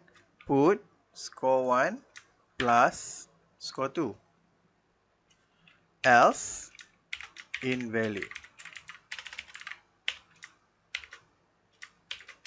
So dia akan tambah lah. Since score 1 is more than score 2, so dia akan tambah dua-dua ni. 76 plus 50. Kalau let's say 46, dia lebih kurang kan? So dia kata invalid. Boleh faham eh?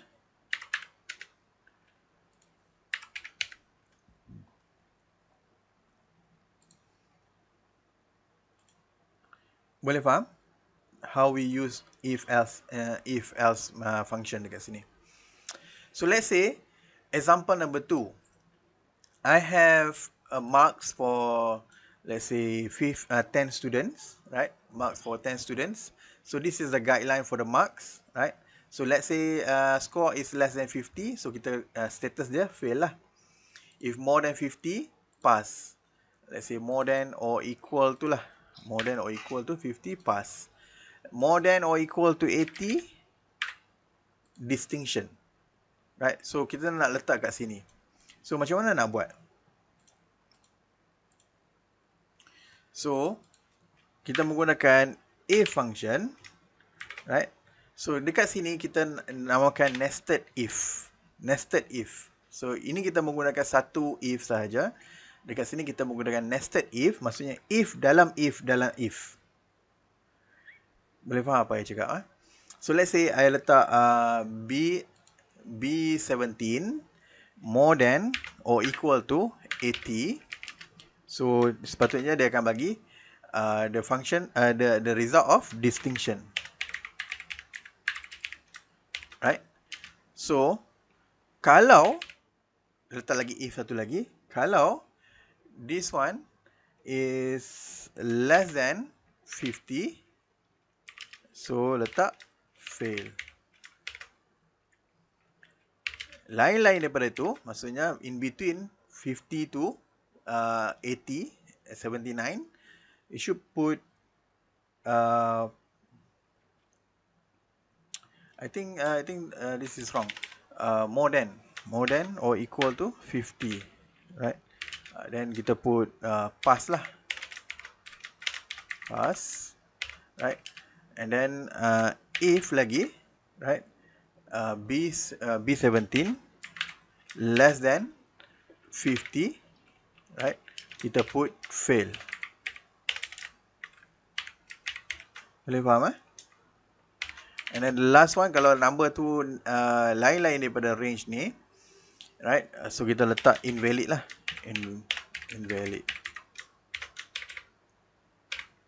So nampak tak? Ada 3 tutup kurungan. The first tutup kurungan is the purple one for this one. The second one is for this one. The last one is for the first one. Right? So dia akan beritahu, oh, this is a distinction. Because 95%.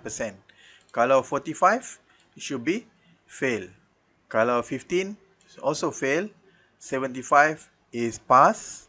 Sebab kita letak more than or equal to 50 should be pass. Kalau dia less than 50, fail. Lain-lain daripada tu, invalid lah. Right? Boleh? You boleh follow? This is the function. So let's say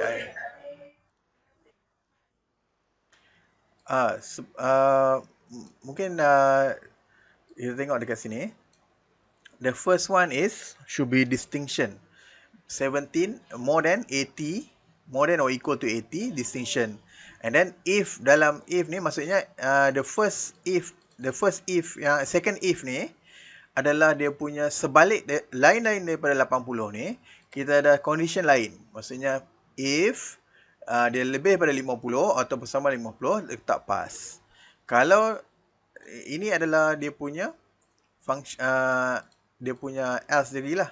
S untuk ini. Ini dah F untuk lain-lain ni, untuk distinction ni. Kalau dia kurang dari 50, kita letak fail dan invalid. Boleh ya? Alright.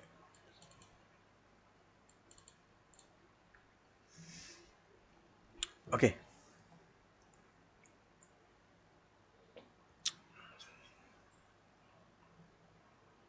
So, siapa nak tengok formula lagi? Okay, this is the formula.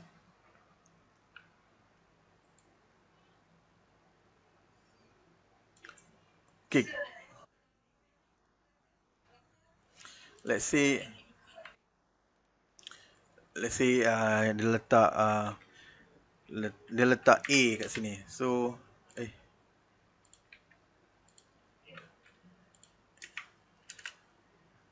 oh dia tak jadi This is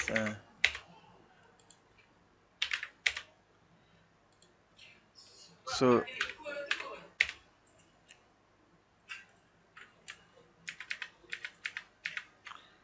ikut mana?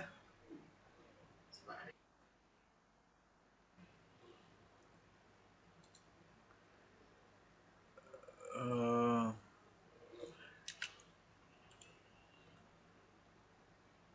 but I think dia tak, I don't sure because sebab kita dah arrange sebab kat sini sepatutnya kalau I letak line number sebab dia akan letak invalid lah. I don't not sure why dia tak fail sebab apa NA. Kadang-kadang dia pening juga kan. So okay, nanti I rectify balik kenapa jadi macam ni. But basically this is the formula lah. Why to get the classification of distinction, pass, fail, right? So nanti I akan rectify balik kenapa kalau I tukar patutnya kalau I tukar kepada non numbers, so sepatutnya dia akan keluar invalid lah, right? So nanti I akan tengok balik, I akan get back to you. Right. So can you use the same function, right? If ni untuk buat this one.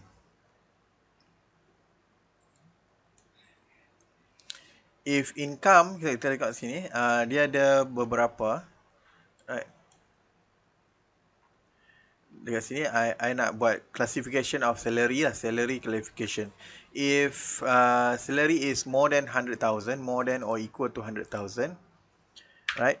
So letak high. If salary is more than or equal to 50,000, letak moderate. If less than 50,000, letak low.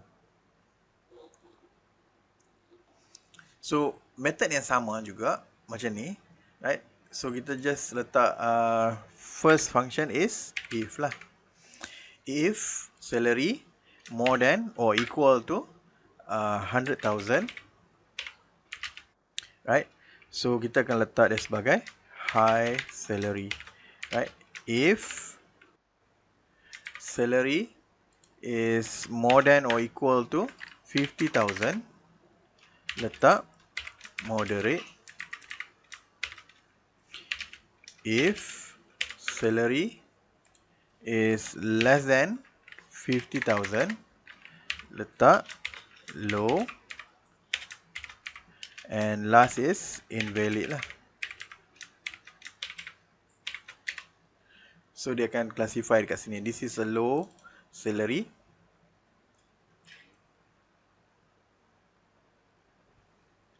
Yes, because semua low kan kat sini. So maybe kita kena ubah sikit lah. Let's say the highest value dekat sini berapa? The highest value is 47,000. The minimum value is 9,000. So kita ubah sikit kat sini. Let's say if salary is more than 30,000 is high. If salary is more than 20,000 is moderate. If salary is less than 10,000 is low. Kita ubah kat sini ya. So this one should be 30,000 and this is should be 20,000 and this is going to be 10,000. So moderate. Baru kita nampak dia punya ni lah. Oops, what happened here?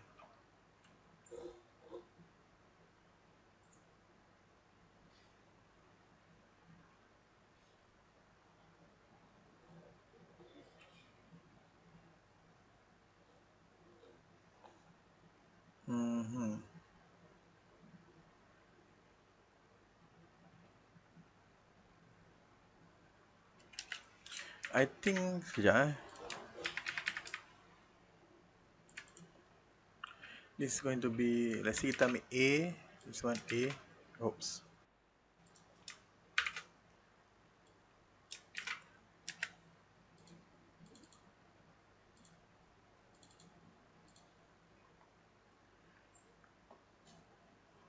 Kalau I ambil current salary, dia lain lah. This is the current salary kan. So this one, let's say 50. This is 100. Basically, this is the way how we do it lah. But kenapa dekat-dekat ke-1 ni dia macam ni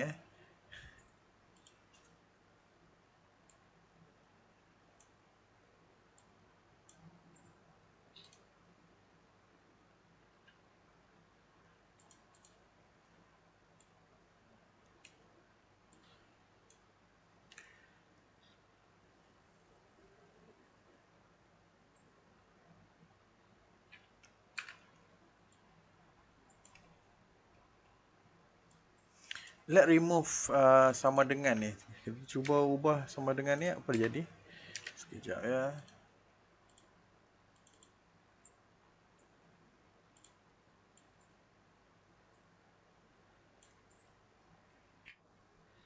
Oh, dia dah high kat sini, okay. So this is high. And basically correct lah. So this is the correct one lah. So you no need to put more than or equal to. Just put more than 100,000, more than 50,000, more than less than 50,000. So they will understand lah. Right.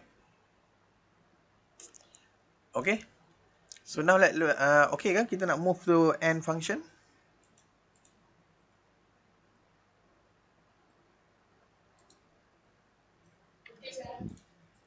Okay. So nampak tak kat sini, this is quite complicated kan? Complicated because we have the range between 50 tu kan? 50 to 100, right? So dia macam ada pening sikit. Right, so that's why kalau if we have a between value, kita boleh menggunakan function n. Right?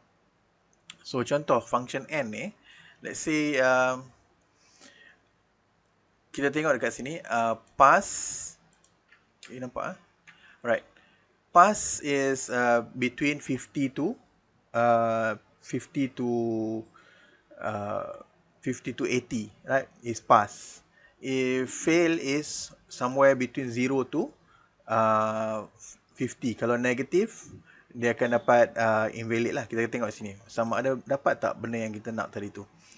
Tadi kalau kita tanpa menggunakan n, right? So n, kita letak kat sini, n is for between value. Let's say if kita letak n function, right?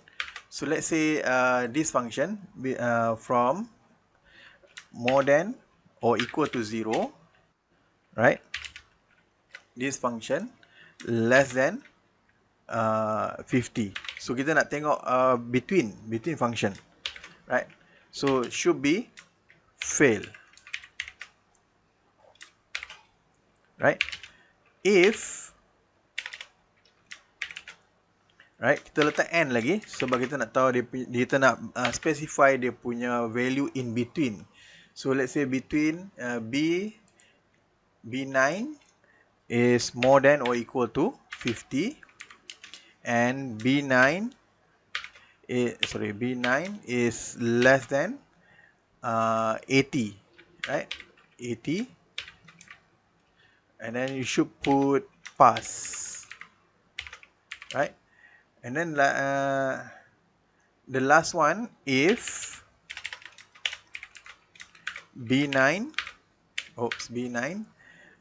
is more than 80 and B9 is less than or equal to 100, right? Kita letak distinction,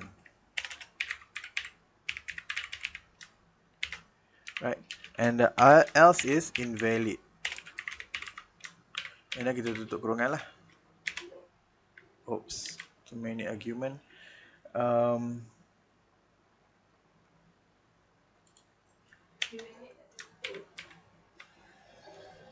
Invalid. Oh, invalid telah tutup. Sorry. Okay.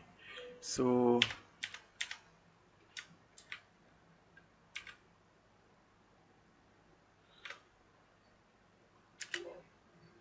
kejap. I think this is N. Alright. Dekat mana? Oh yes, correct. Very good. Yes.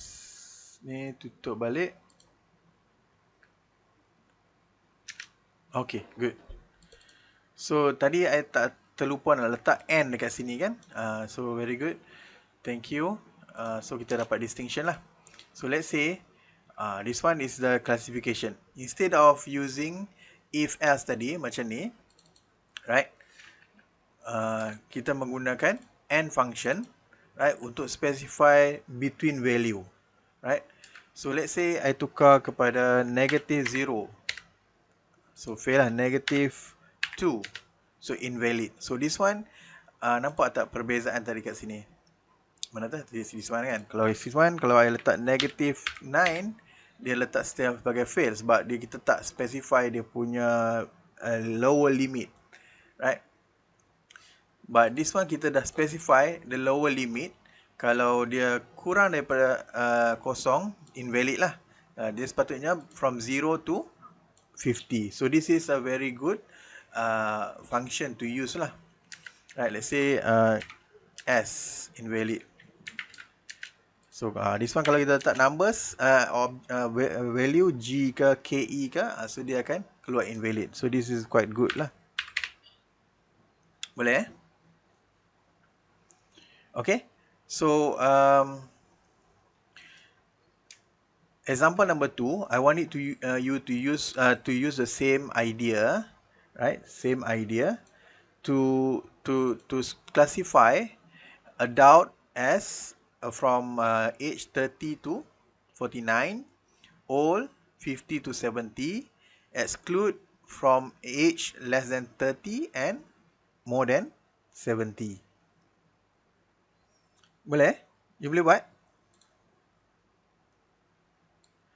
So benda yang sama juga. Let's say I make it fast lah. So sebab pukul 1 lebih dah kan. Nak semayang lah. So A and D. So let's say the first cell yang kita nak select adalah age lah. Age is let's say more than 30. More than 30 and less than 49. And less than 49.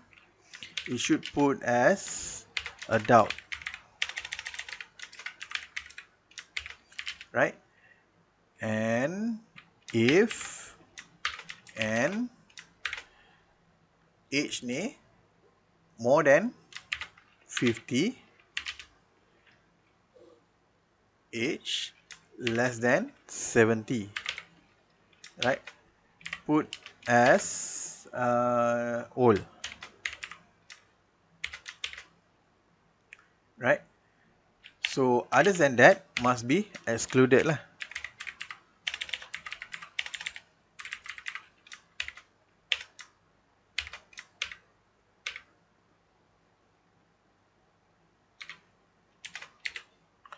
Right, so this is the function that kita letak lah. Benda yang sama juga. Right, kalau you boleh tengok dekat sini. If you want to screenshot pun boleh, right? Kalau tak nak salin lagi, screenshot dulu. Right, excluded.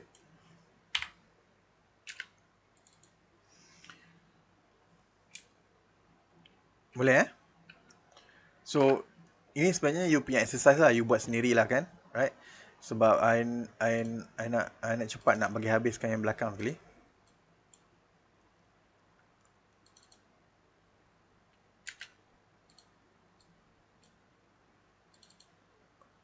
Oh, dia tak ubah. Sepatutnya dia kena ikut lah. Yes, correct. Boleh So now kita nak tengok or function. Or function, condition yang kita nak letak, condition 1 adalah classify age between 30 and 49 as adult, 50 and 70 as old, others kita nak exclude. Right, condition number 2, right, classify adult and old as include, others as exclude. So benda yang sama juga tadi kita buat kan. Let's say if n age less than more than 30, age less than 70 as adult. Right? If n A8 more than 50, A8 less than 70 as old. Right? Others exclude.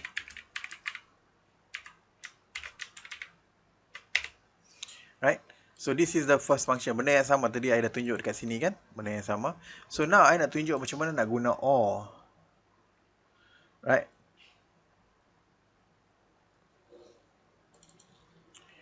Sekejap. Kenapa dia lain je?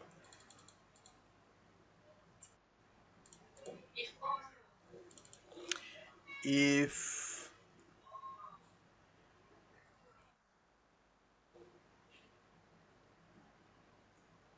oh ya, sebab dekat sini I salah tulis. Nampak tak? Should be 49 kan? That's why 49. This one should be old lah. Dan baru betul. Right. So berhati-hati untuk value between kan. So now dekat or ni, right, apa yang nak buat, I nak classify old and adult as include, this one apa nama, excluded ni sebagai exclude lah, yang lain-lain sebagai exclude. So I menggunakan if, right, menggunakan function or, right, if or, or dalam kurungan dulu lah, or equal to all, right, or adult. Right. So kita nak dia letak sebagai include. Others than that exclude.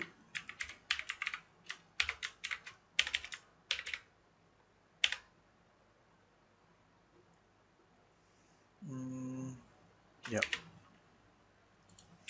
So apa yang dia buat dekat sini, dia tak kisah sama ada or ataupun adult, dia akan letak include. Yang lain-lain excluded ni, dia akan letak excluded lah. Maksudnya kalau letak, kalau you nak letak benda lain pun, let's say this one, let's say kita nak letak this one excluded kan. Let's say not included. So benda yang sama juga, dia tak kisah pun. Right? So the formula will be this one lah. Sorry. Besar sikit.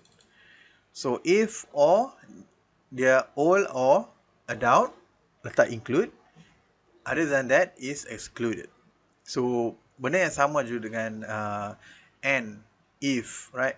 Tapi this one lebih specific, right? Lebih organized kalau kita nak include dalam kita ada range ataupun specific criteria macam ni lah. So basically dia function ni memerlukan sedikit practice lah. Nanti I akan bagi sedikit exercise. Maybe hari ni I akan letak exercise satu data untuk you exercise. And you try to practice before kita masuk dalam test number 1, right? Test number 1 akan include this one juga lah. Boleh? Alright. So now let's look at the last one. Boleh tahan lagi kah? Ataupun dah tak boleh dah, tak boleh masuk dah. Sekejap, sikit lah. Boleh Alright. Kita nak tengok Vlookup. Ini apa? Demo, I don't want demo. This is, no, I don't want this. Right.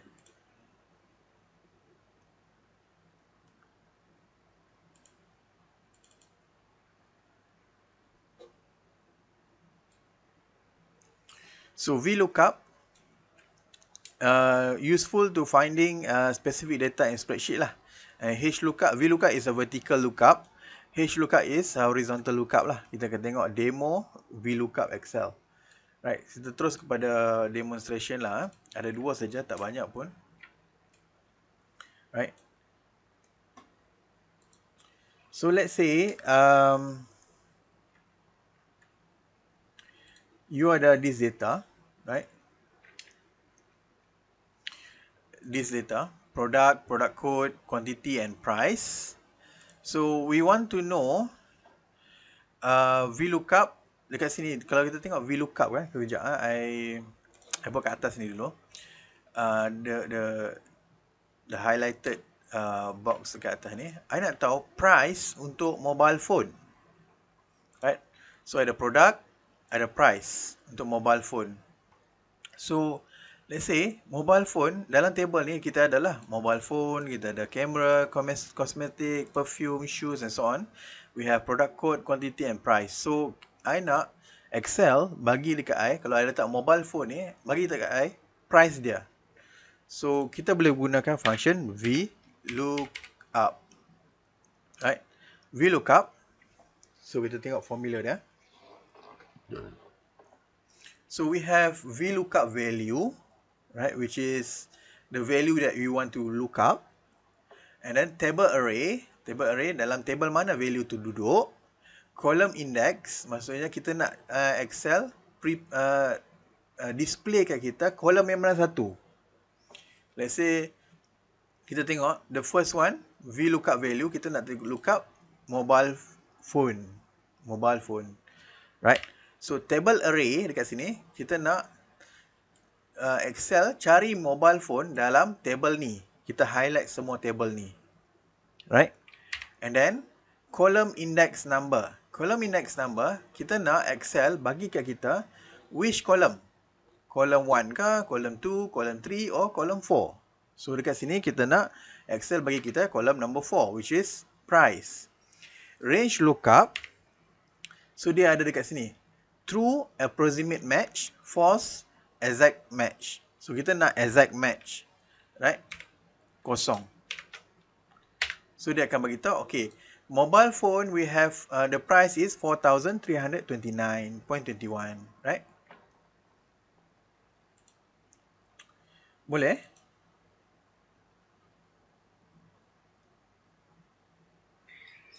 Yes. Kosong dia sebab dia ada dalam ni dekat sini dia ada range lookup. Range lookup dia ada approximate match dengan exact match. Kita nak exact match. Exact match is false lah. False means number yang exactly. Kalau approximate match, dia bila kita ada dalam bentuk dalam bentuk macam ni. Dalam bentuk sales, dalam bentuk apa nama orang kata this one. This one, kita ada sales amount 0, 2,000, 3,000, 5,000, 10,000. So let's say kita nak sales kita dan 2,100. So kita nak dia bagi tahu kat kita commission receive. So 2,100 ni dalam between apa? Between 2,000 to 3,000. Right, so dia akan display RM40 lah. Dia dalam bentuk range. Itu approximate match lah. Boleh?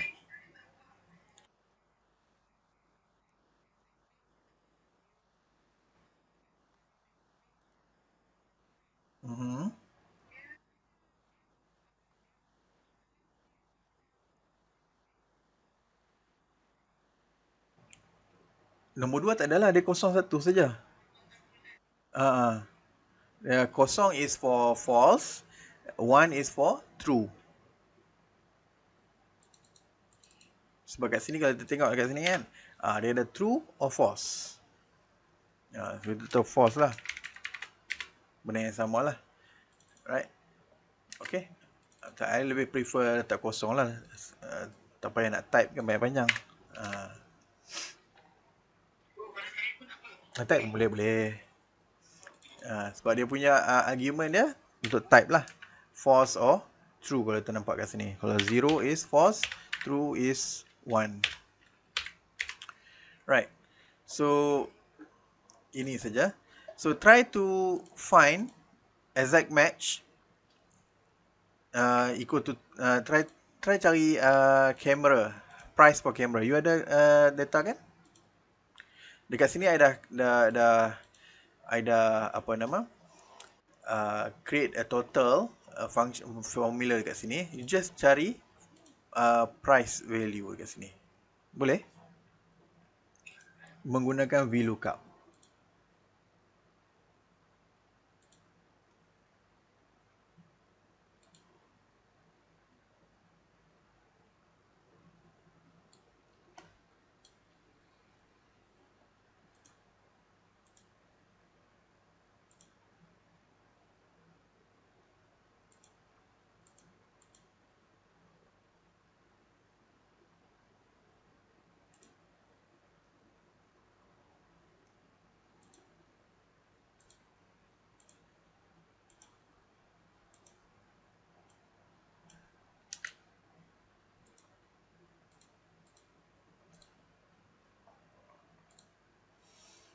Boleh dapat?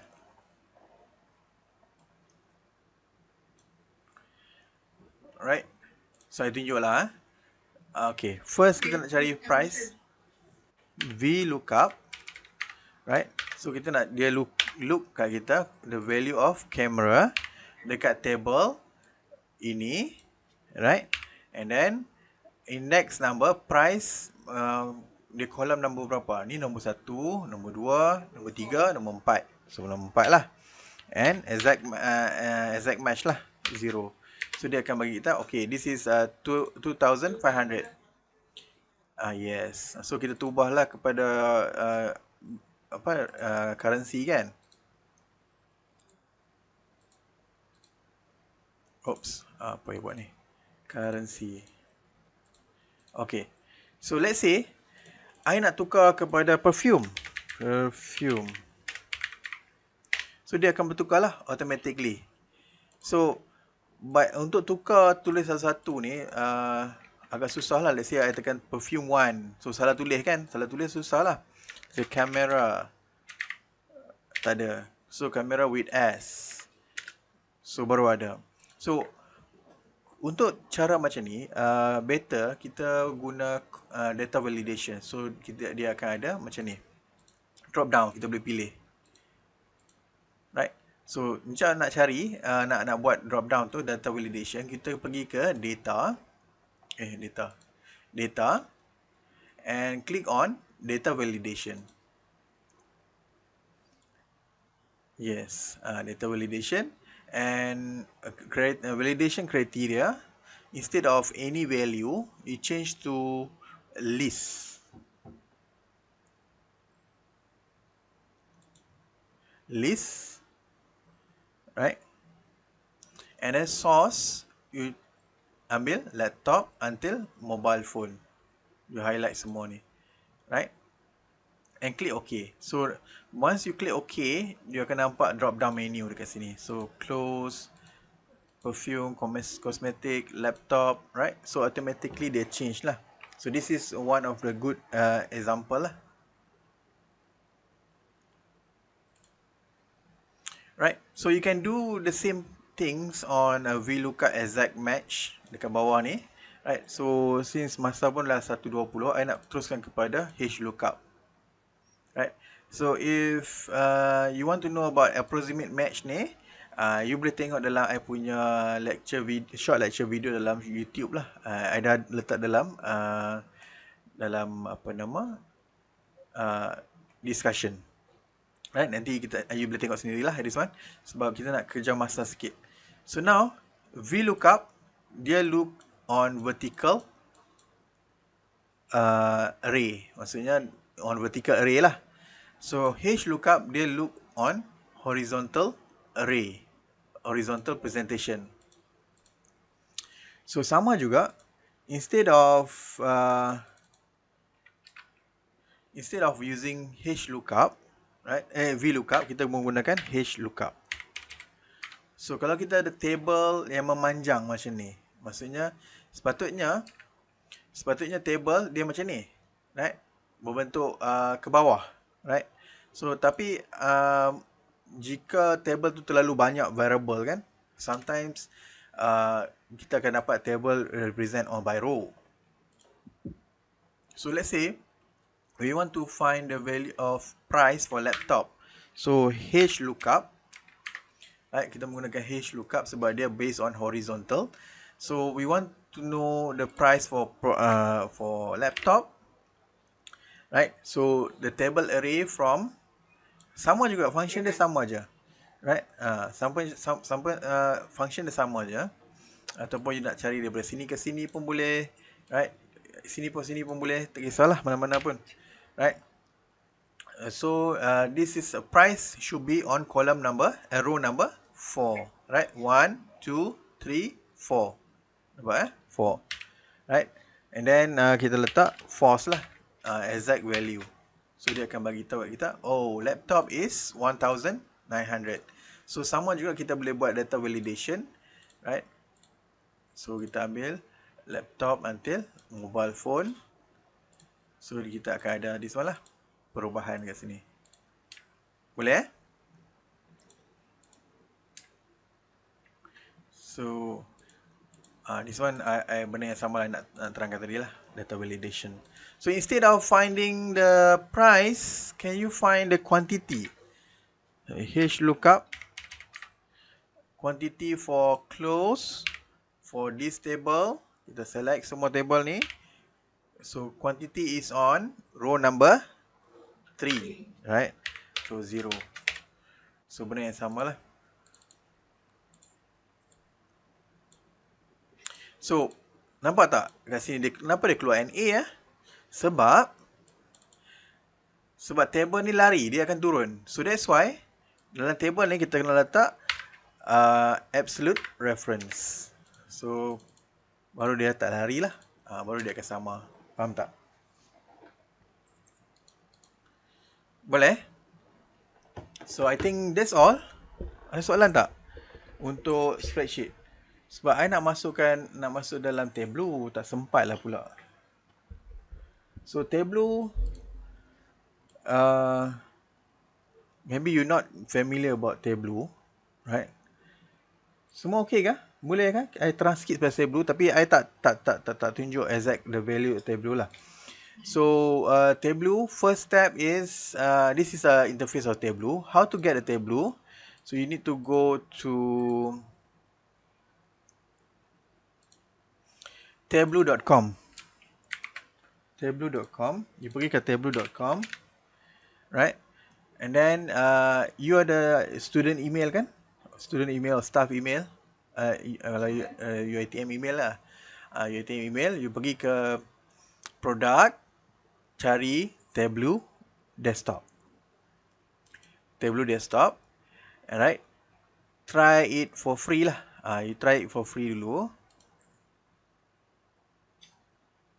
So bila you try it for free, dah download for free, dia masukkan this one. Dekat bawah ni nampak tak? Student or teachers get 1 year free license. So provided you menggunakan email UiTM lah. You dapatkan email UiTM at studentuitm.edu.my. So guna tu, tekan ni, and then you kena fill up lah. Tapi dia akan ambil masa sikit untuk bagi you license. So in meantime, you boleh download for free trial dulu lah. Free trial 30 hari. So dalam masa 1 minggu ataupun 2 minggu, dia akan bagi license dekat you. Don't worry, for 1 year. Right? So nanti I akan make some video about Tableau. Akan post dalam discussion lah. sementara kita nak masuk the next lecture, right? Boleh? The next lecture I nak fokus pada descriptive statistics, hypothesis, time series and so on. Boleh? So remember, next week, 29 until 5th December is your test time. Right, so bagi masa flexible time for you, cari masa yang baik untuk you focus on test, buat test lah dalam you future. Okay, ada soalan before we end our session? Okay, so see you on another 1 month. Thank you, bye. Assalamualaikum.